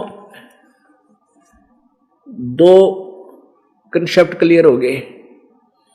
एक तो यह है कि गीता जी में जो ज्ञान दिया है वो कंप्लीट नहीं है, और जो सच्चिदानंद घन ब्रह्म की वाणी के बारे में जो जानता है वो तत्वदर्शी संत है। और सच्चिदानंद घन ब्रह्म की वाणी यानी पांचवा वेद, वो परमेश्वर की वाणी, कबीर वाणी में जो ज्ञान लिखा है वो पूर्ण मोक्षदायक है। अब वो तत्वदर्शी संत होगा कैसा, वो 15वें अध्याय के प्रथम श्लोक में बता, उसकी पहचान बता दी कि जो उल्टा लटके संसार रूपी वृक्ष के जड़ते लेकर और तना, डार और शाखाओं तक बता देगा। सवेदवित वो तत्वदर्शी संत है, वह वेद के तात्पर्य को जानने वाला है। अब इस गीता ज्ञान दाता ने केवल संकेत किया है कि ऊपर तो जड़ है और नीचे को तीनों गुण रूपी शाखा, ये संकेत अवश्य कर दिया, बीच का कोई वर्णन नहीं। वो ये दास बताएगा जो कबीर, जो परमेश्वर ने अपनी वाणी में पहले ही बोला हुआ, वही दास आपको सुनाएगा। ये देखिएगा श्रीमद् भगवत गीता, और इसके हम 15वें अध्याय में फिर आते हैं।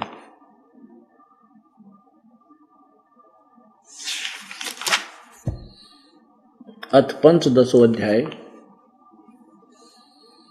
ऊर्ध्व मूलम अध शाखम अश्वत्थम प्राहो अवम छंदासी यस्य पर्णानि ये तम वेद स वेदवित। आदि पुरुष मूल वाले, अध शाखम, इसको यहां पढ़ो, नीचे को शाखा वाला, ऊपर को संसार रूपी वृक्ष। संसार रूपी पीपल के वृक्ष को अविनाशी कहते हैं, वेद जिसके पत्ते कहे गए। और उस संसार रूपी वृक्ष को जो मूल सहित तत्व से जानता है, स वेदवित, वह वेद के तात्पर्य को जानने वाला, अर्थात वह तत्वदर्शी संत है। अब फिर देखो सच्चिदानंद घन की वाणी में, अक्षर पुरुष एक पेड़ है, निरंजन वा की डार, तीनों देवा शाखा हैं, ये पाते रूप संसार। ये है वो सच्चिदानंद घन की वाणी। इसमें लिखा है वो क्लियर, ये देखो, ये है वो 15वें अध्याय का प्रथम श्लोक में जो कहा है कि ऊपर को जड़ नीचे को शाखा वाला। इसको तत्व से परमेश्वर ने बताया अपनी वाणी में, कबीर जी ने।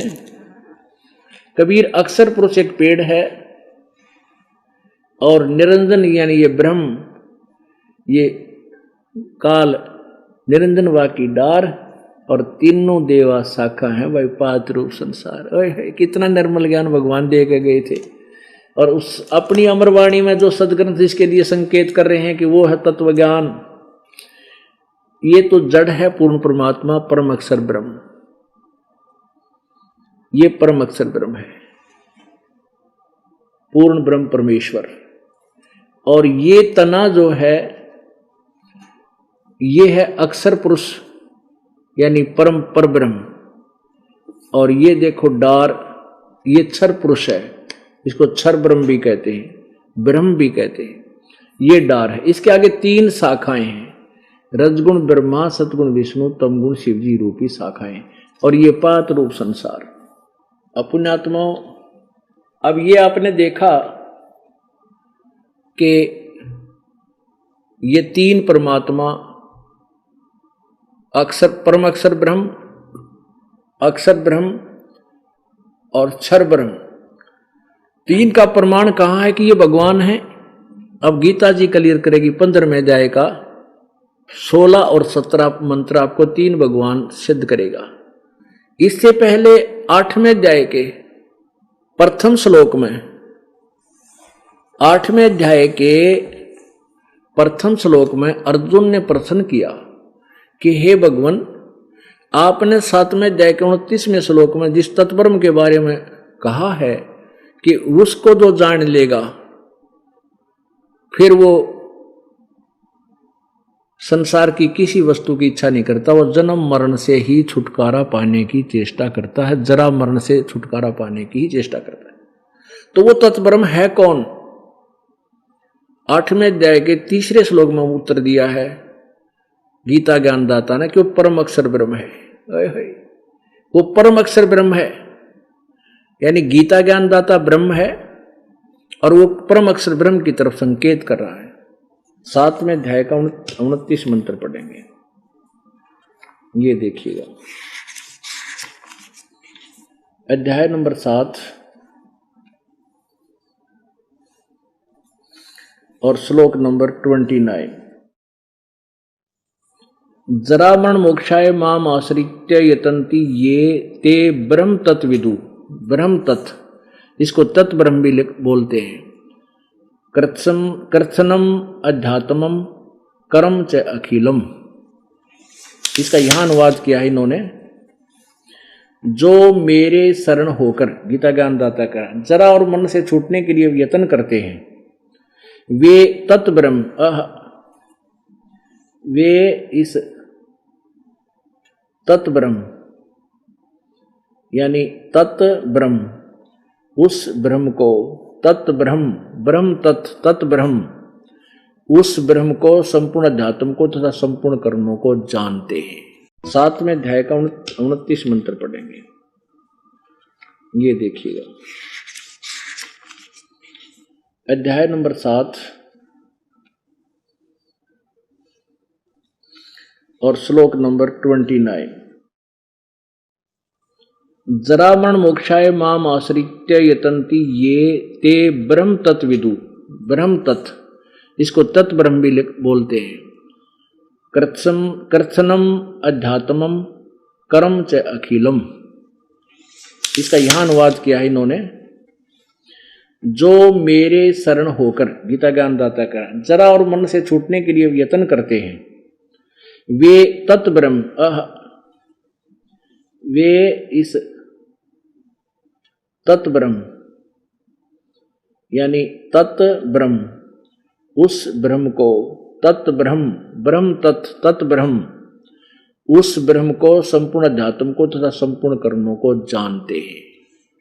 अब यहां प्रथम 8वें अध्याय के प्रथम मंत्र में ही अर्जुन ने पूछ लिया, ये 8वां अध्याय है, प्रथम मंत्र में, किम तत्ब्रह्म किम अध्यात्म किम कर्म पुरुषोत्तम अधिभूतम च किम प्रोक्तम अधिदैविम किम उच्यते। हे पुरुषोत्तम, वह ब्रह्म क्या है, वो तत् ब्रह्म किम, वो तत् ब्रह्म किम क्या है। इसका उत्तर 3 मंत्र में दिया, 8वें अध्याय के। गीता ज्ञानदाता कहता है परम अक्षर ब्रह्म है, परम अक्षर ब्रह्म है। अब इसमें 3, यहां 2 भगवान यहां सिद्ध होते हैं।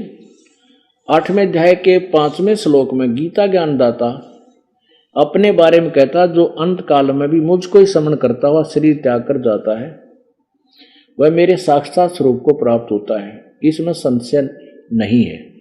फिर 6वें में यह कहा कि ये नियम है कि जो अंत समय जिसकी साधना करता उसी के भाव में भावित रहता, उसी को प्राप्त हो जाता है। एक कुंती पुत्र, अंत काल में मनुष्य जिस जिस भी भाव को समन करता हुआ शरीर का त्याग करता है उसको ही प्राप्त होता है, सदा उसी भाव भावित रहता है। 7वें में कहा है कि इसलिए तू सब समय में मेरा स्मरण कर और युद्ध भी कर, और मुझ में अर्पण किए मन बुद्धि युक्त होकर तू निसंदेह मुझको ही प्राप्त होगा। अब 8, 9, 10 में 8वें अध्याय के 8, 9, 10 में स्पष्ट किया कोई सच्चिदानंद घन ब्रह्म के विषय में। 7वें में और 5वें में तो अपना बता दिया। अब 8वें में और 9, 10 में उस परम अक्षर ब्रह्म के लिए कहा है। हे पार्थ, ये नियम है कि परमेश्वर के ध्यान के अभ्यास रूप योग से युक्त दूसरी ओर न जाने वाले चित्त से निरंतर चिंतन करता हुआ मनुष्य परम दिव्य पुरुष परमेश्वर अर्थात परमेश्वर को प्राप्त होता है। परम दिव्य परमेश्वर को प्राप्त होता है, यानी गीता ज्ञान दाता से कोई और है उसके लिए संकेत है। फिर 9वें में कहा कि जो सर्वज्ञ अनादि सबके नियंत्रता और सूक्ष्म से अति सूक्ष्म सबका धारण पोषण करने वाले अचिंत स्वरूप सूर्य के सदृश नित्य चेतन स्वरूप, यानी सूर्य की तरह साकार चमकीला है और साकार है, अविद्या से अति परे शुद्ध सच्चिदानंद घन ब्रह्म परमेश्वर का अति परे शुद्ध सच्चिदानंद घन परमेश्वर का स्मरण करता है। गीता ज्ञान दाता से अलग ही सच्चिदानंद घन परमेश्वर करता है। 10वें में 8वें के 10वें में वह भक्ति युक्त पुरुष अंत काल में योग बल से, योग बल माने भक्ति की साधना के शक्ति से त्रिभुटी के माध्यम में प्राणों को अच्छी प्रकार स्थापित करके फिर निश्चल मन से समन करता हुआ उस दिव्य परम पुरुष को ही प्राप्त होता है। यानी गीता ज्ञान दाता से कोई और है जिसकी भक्ति से पूर्ण मोक्ष होगा, अपनी अलग बता रहा है। 18वें अध्याय के 62वें श्लोक में कहा कि अर्जुन तू सर्वभाव से उस परमेश्वर की शरण में जा। अब इसी सच्चिदानंद घन ब्रह्म के बारे में ही बताया जा रहा है। ये 3 भगवान क्लियर करने के लिए सब निर्णय आपको दिया जा रहा है। 18वां देखना, 18वां अध्याय और 62वां श्लोक। हे भारत, सब प्रकार से उस परमेश्वर की शरण में जा, उस परमात्मा की कृपा से ही तू परम शांति और सनातन परम धाम को प्राप्त होगा। शाश्वतम स्थानम, सनातन परम धाम यानी सतलोक को होगा और परम शांति प्राप्त होगी, सतलोक को चला जाएगा। अब 15वें अध्याय का 1 से 4 और 16, 17 अब आज के सत्संग का निष्कर्ष निकलेगा। अब देखिए 15वां अध्याय और श्लोक नंबर 1 से 4। अब एक आपने समझ लिया, देखिएगा अथ पंथ 10वां अध्याय। आदि पुरुष परमेश्वर मूल वाले अरियो सच्चिदानंद घन परमात्मा, वो तो जड़ है संसार रूपी वृक्ष की, वो तो कुल मालिक है, सबका धारण पोषण करने वाला है। और नीचे को शाखा वाला अधः शाखम, संसार रूपी पीपल के वृक्ष को अविनाशी कहते हैं, वेद जिसके पत्ते कहे हैं। और उस संसार वृक्ष को जो पुरुष मूल सहित तत्व से जानता है वह वेद के तात्पर्य को जानने वाला अर्थात वो तत्वदर्शी संत है। ये तत्वदर्शी संत की पहचान बता दी जो पूरे विभागों सहित उस वृक्ष को डिटेल से बतावे। अब यह गीता ज्ञान दाता कहता है उस संसार की तीनों गुण रूप जल से बढ़ी हुई विषय भोग रूप कोपलों देव मनुष्य तर्यक आदि योनि शाखाएं, विषय पर वाला शाखा अधः नीचे और सर्वत्र नहीं ऊपर फैली हुई मनुष्य लोक में कर्मों के बंधन में बांधने वाली ये मुख्य कारण है। वासना रूप जड़ है और नीचे और ऊपर सभी नहीं, नीचे और ऊपर स्वर्गलोक और पाताल लोक में फैली हुई है, क्योंकि पृथ्वी लोक पर ज्ञान बोला जा रहा है। अपनात्मा ये देखो, अब संकेत है, इस कोड वर्ड है, तीनों गुण रूपी शाखा, तीनों गुण रूपी विषय पर वाला शाखाएं। तो ये तीनों गुण कौन है? रजगुण ब्रह्मा, सतगुण विष्णु, तमगुण शिव जी। ये सिद्ध करना है। सबसे पहले श्रीमद् देवी भागवत स्पष्ट करेगी। ये देखिएगा, ये श्रीमद् देवी भागवत गीता प्रेस गोरखपुर से प्रकाशित है। इसके अनुवादक हैं, संपादक हैं हनुमान प्रसाद पोदार, चिमनलाल गोस्वामी। और ये कहाँ से प्रकाशित है? प्रकाशक में मुद्रक हैं गीता प्रेस गोरखपुर, गोविंद भवन कार्यालय कोलकाता का संस्थान।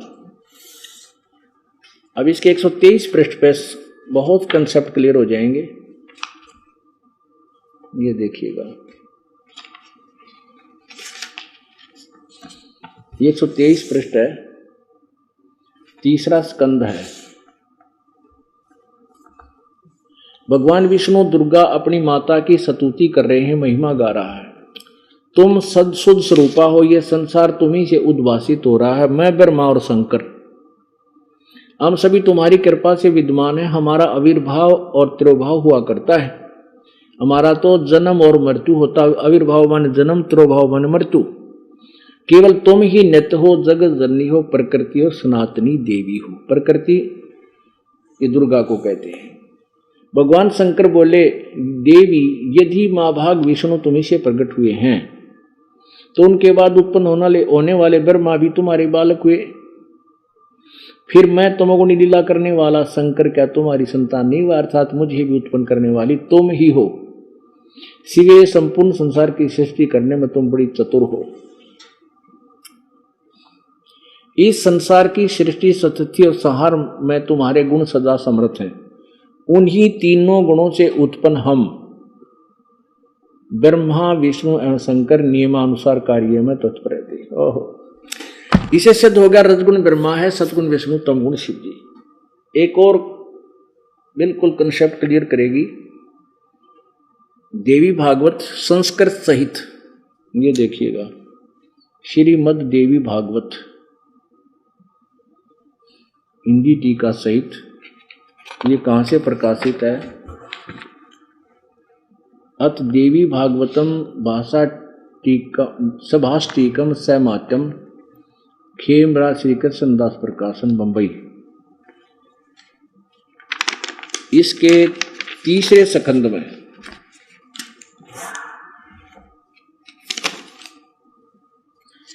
यह है अथ श्रीमद् देवी भागवते भाषा टीका युक्ते तृतीय स्कंद प्रारंभते।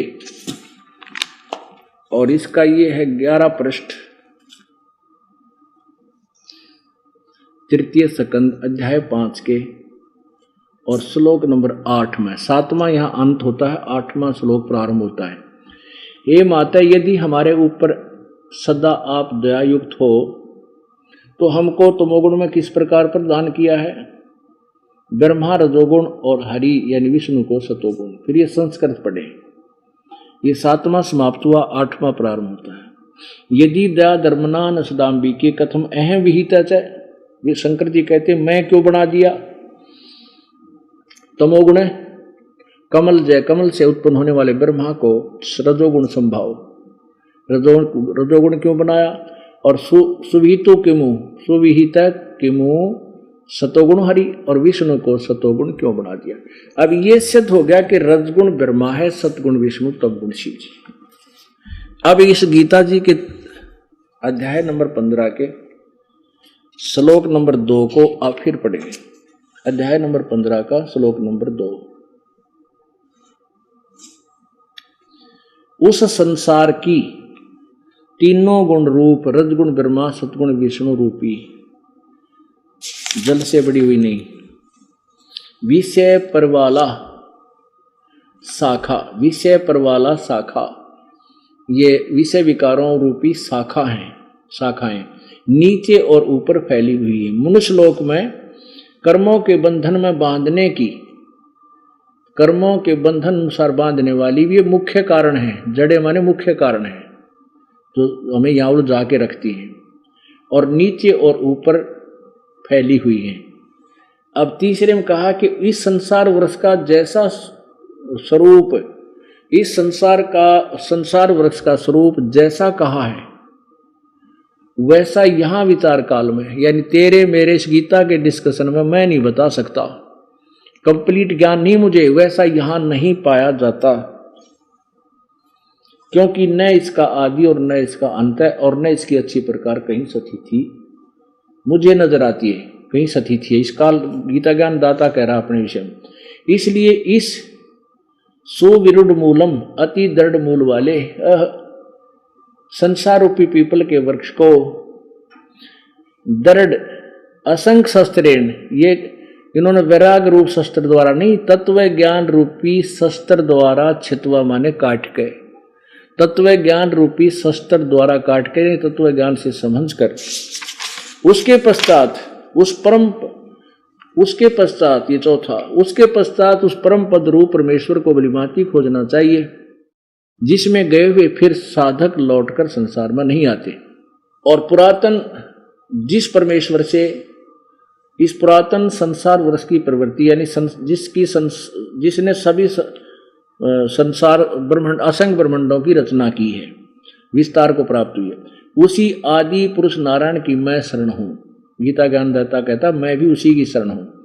इस प्रकार दृढ़ निश्चय करके उस परमेश्वर का मन और निधिध्यासन करना चाहिए। जो गीता ज्ञान दाता से अन्य है, गीता ज्ञान दाता उसी की ही साधना में दृढ़ होने को कह रहा है, उसी की पूजा करो। अब इसके 16 और 17 में कति क्लियर हो जाएगा। 3 भगवान, फिर आपको यह चित्र फिर दिखाएंगे जो आराम से समझ में आएगा। उल्टा लटका संसार रूपी वृक्ष, ये देखिएगा अध्याय नंबर 15 का श्लोक नंबर 16। दिवौ इमौ पुरुषौ लोके क्षर च अक्षर एव च क्षर सर्वाणि भूतानि कुटस्थ अक्षर उच्यते। इस संसार में नाशवान और अविनाशी भी ये 2 प्रकार के पुरुष हैं। इन्होंने पुरुष का अर्थ सीधा पुरुष लिख दिया। नाशवान ये क्षर पुरुष, ये अक्षर पुरुष, इसको क्षर ब्रह्म कहो, इसको अक्षर ब्रह्म कहो। ये 2 प्रकार के पुरुष नहीं, 2 प्रकार के प्रभु हैं। एक क्षर पुरुष, एक अक्षर पुरुष। ये क्षर ब्रह्म, ये अक्षर ब्रह्म, 2 प्रकार के भगवान हैं। और संपूर्ण प्राणियों के शरीर तो नाशवान है, जीवात्मा विनाशी है। इनके लोक में इनके समेत इन भगवानों समेत सारे इनका सतुल शरीर तो नाशवान है, जीव किसी का मरता नहीं। ये तो अंडरस्टूड, आत्मा नहीं मरती। 17वें में स्पष्ट किया कि उत्तम पुरुष है, यानी वो वास्तव में श्रेष्ठ भगवान तो कोई और है। पुरुष माने प्रभु। इस क्षर पुरुष और अक्षर पुरुष से कोई और है। उत्तम पुरुष है तो अन्य परमात्मा इति उदाहरते हैं, जो वास्तव भगवान कहा जाता है। ये लोक त्रयम, जो 3 लोकों में प्रवेश, आविश्य विभर्ति अवैश्वर, जो 3 लोकों में प्रवेश करके सबका धारण पोषण करता है। उत्तम पुरुष है तो अन्य ही है, जो 3 लोकों में प्रवेश करके सबका धारण पोषण करता है। अविनाशी परमेश्वर परमात्मा इस प्रकार का है। अब हो गया क्लियर। अब ये क्लियर, अब फिर इससे होगा, इस चित्र से होगा। अब देखना, उत्तम पुरुष है तो अन्य, जो 3 परमात्मा इति उदाहरते हैं। और यह लोक त्रयम आविश्य विभर्ति अवय ईश्वर है, जो 3 लोकों में प्रवेश करके सबका धारण पोषण करता है। तो इस पूरे पेड़ को जड़ से खुराक मिलती है, आहार मिलता है। ये जड़ आदि पुरुष परमेश्वर यानी पूर्ण परमात्मा तो इस संसार रूपी वृक्ष की जड़ है, मूल मालिक है। और अक्षर पुरुष ये तना है। अक्षर पुरुष कहो, अक्षर परब्रह्म कहो, इसको अक्षर ब्रह्म कहो। और क्षर पुरुष ये डार है। और ये 3 देवा शाखा है, इसको ब्रह्म भी कहते हैं। ये 3 रजगुण ब्रह्मा, सतगुण विष्णु, तमगुण शिव जी रूपी शाखा है और पात रूप संसार। अब पुण्यात्माओं, अब अनसमझ लोग क्या कहते हैं कि रामपाल तो देवी देवताओं की पूजा को मना करता है। मैं नहीं करता, हमारे सदग्रंथ मना करते हैं, अपने सदग्रंथ मना करते हैं। उसका विधान आपको बता रहा हूं, नथिंग एल्स, और कुछ नहीं बता रहा। मना नहीं करता, शास्त्र साधना कहने के लिए प्रार्थना करता हूं। आप देखिएगा, श्रीमद् भगवत गीता अध्याय नंबर 16 के श्लोक नंबर 23 में कहा है कि शास्त्र विधि को त्याग कर जो अपनी मर्जी से मनमाना आचरण करते हैं उनको कोई लाभ नहीं होता, ना उनको सुख होता, ना उनकी गति होती, ना ही उनको कोई कार्य सिद्ध होता, सिद्धि होती। ये देखिएगा, गीता जी अध्याय नंबर 16 और श्लोक नंबर 23।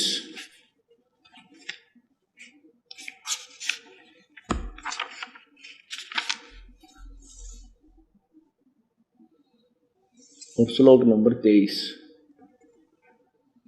जो पुरुष शास्त्र विधि को त्याग कर अपनी इच्छा से मनमाना आचरण यानी मनमानी पूजा करता है, वह न सिद्धि को प्राप्त होता है, न परम गति को, और न सुख को ही।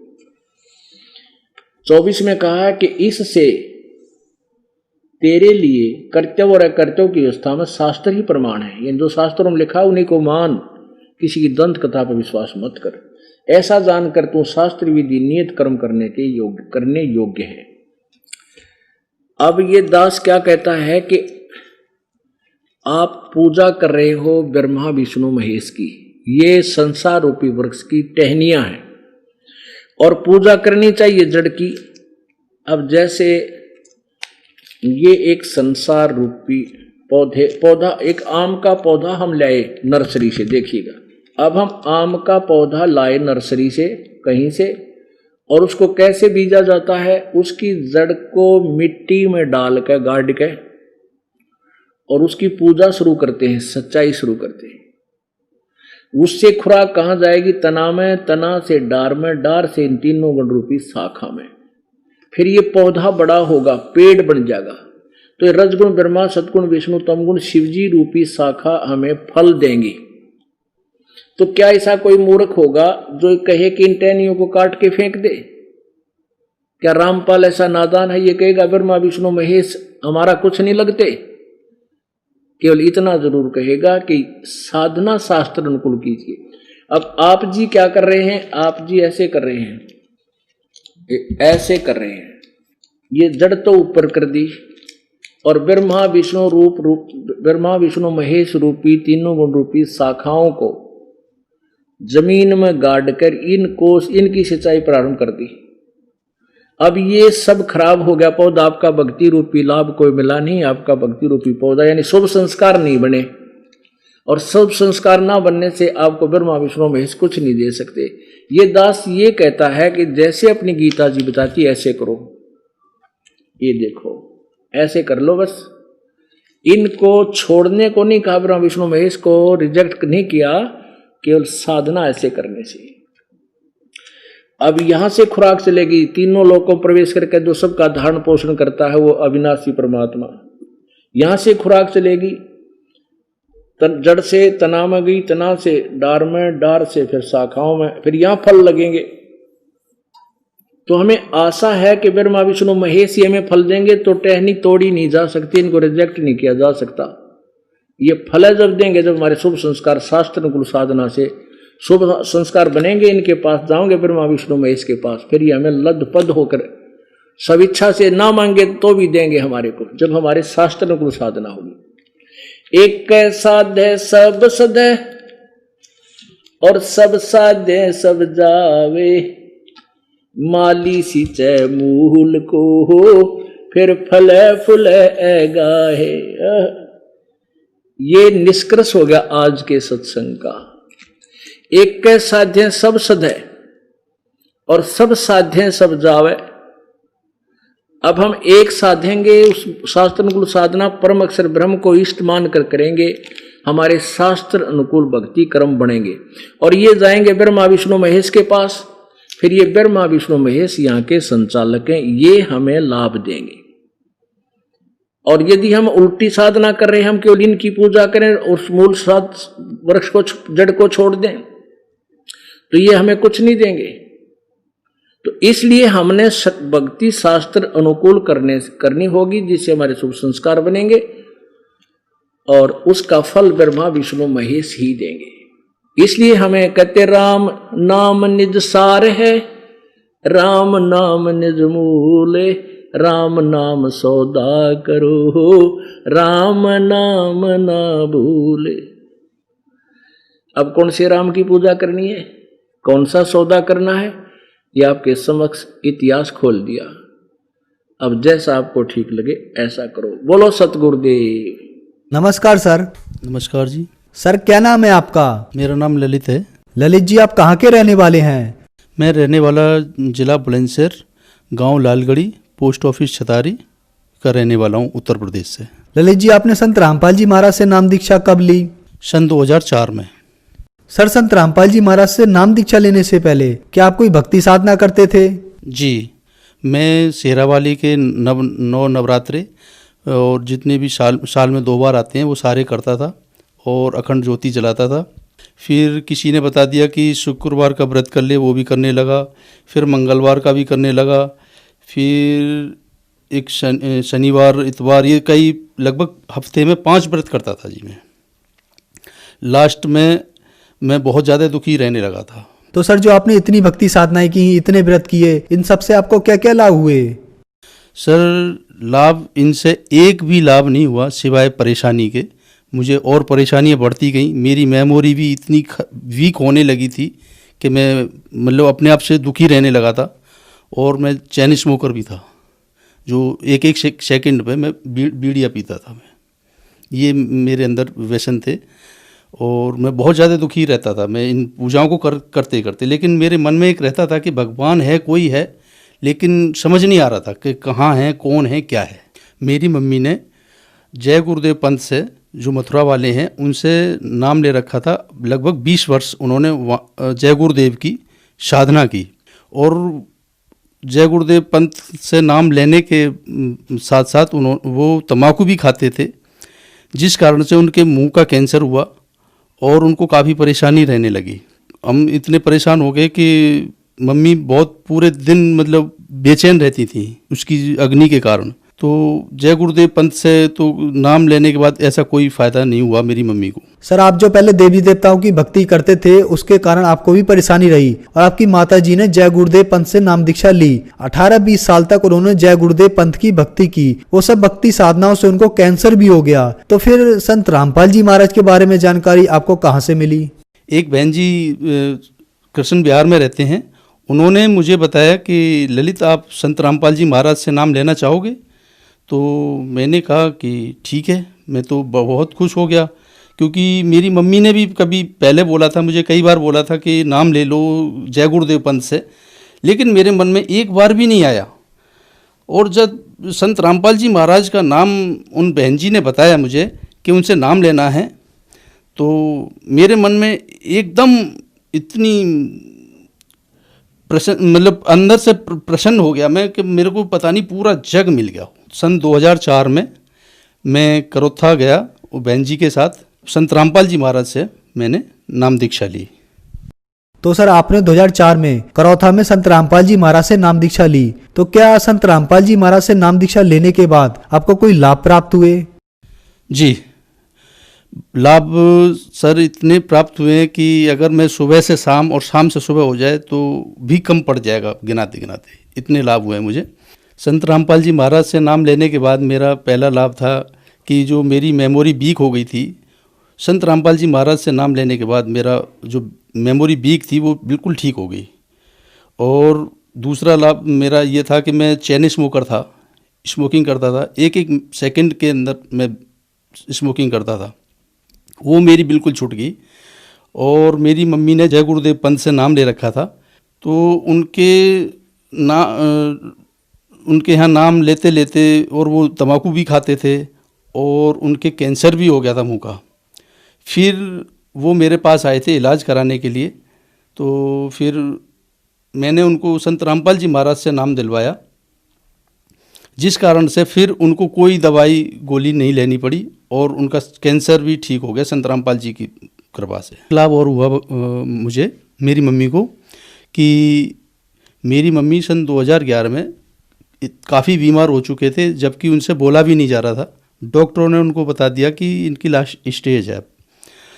तो मैंने यहाँ से फ़ोन किया तो वहाँ मम्मी से बोला भी नहीं जा रहा, तो मैंने संत रामपाल जी महाराज से प्रार्थना करी कि संत रामपाल जी महाराज मेरी मम्मी को ठीक कर दो। तो रात को मेरे को सपना आया कि मैं धर्मराज के दरबार में मुझे पेश किया गया और धर्मराज सामने बैठा हुआ है और उसके लेफ़्ट साइड में मेरी मम्मी के काफ़ी कागज़ रखे हुए हैं बने हुए, और उस धर्मराज ने उधर से पेन उठाया और वो कागज़ ऐसे कट मार के और फाड़ दिए सपना ख़त्म हो गया। मैंने सुबह को फिर मम्मी से फ़ोन किया तो मम्मी कहती हैं हाँ बेटा मैं बिल्कुल ठीक हूँ और मुझे कोई परेशानी नहीं है। तो संत रामपाल जी महाराज की दया से मेरी मम्मी को जीवन दान मिला। तो ये मेरे साथ बहुत बड़ा चमत्कार हुआ। मैं अब पहले ड्राइवर था, मैं ड्राइवरी करता था और ड्राइवर करने के बाद मैंने छोटी सी कार लेने के लिए कोशिश करी थी, लेकिन बंदी छोड़ की दया से मुझे नई गाड़ी बंदी छोड़ संत रामपाल जी महाराज ने मुझे दिला दी। तो ये एक लाभ हुआ है मेरे को। सर आपने बताया कि संत रामपाल जी महाराज से नाम दीक्षा लेने के बाद आपको बहुत लाभ प्राप्त हुए। आपकी माताजी का कैंसर ठीक हुआ, आपकी माताजी को जीवन दान मिला। उसके अलावा आप नशे की लत से भी ग्रस्त थे तो आपका नशा भी छूट गया और साथ ही साथ आपको आर्थिक लाभ भी हुआ। पहले आप एक ड्राइवर की नौकरी करते थे और आज आपके पास खुद की एक कार है। तो जो श्रद्धालु आज आपको सुन रहे हैं, आप उन्हें क्या संदेश देना चाहेंगे? संदेश तो क्या दूंगा मैं सर जी, मैं एक प्रार्थना कर सकता हूँ कि जितना जल्दी से जल्दी हो सके संत रामपाल जी महाराज की शरण में आए। इनको कोई साधारण व्यक्ति ना समझें, ये स्वयं पूर्ण ब्रह्म परमेश्वर के अवतार संत रामपाल जी महाराज हैं और इनसे नाम दीक्षा लें और अपना कल्याण कराएं। धन्यवाद सर। सत साई। बोलो सतगुरुदेव की जय हो।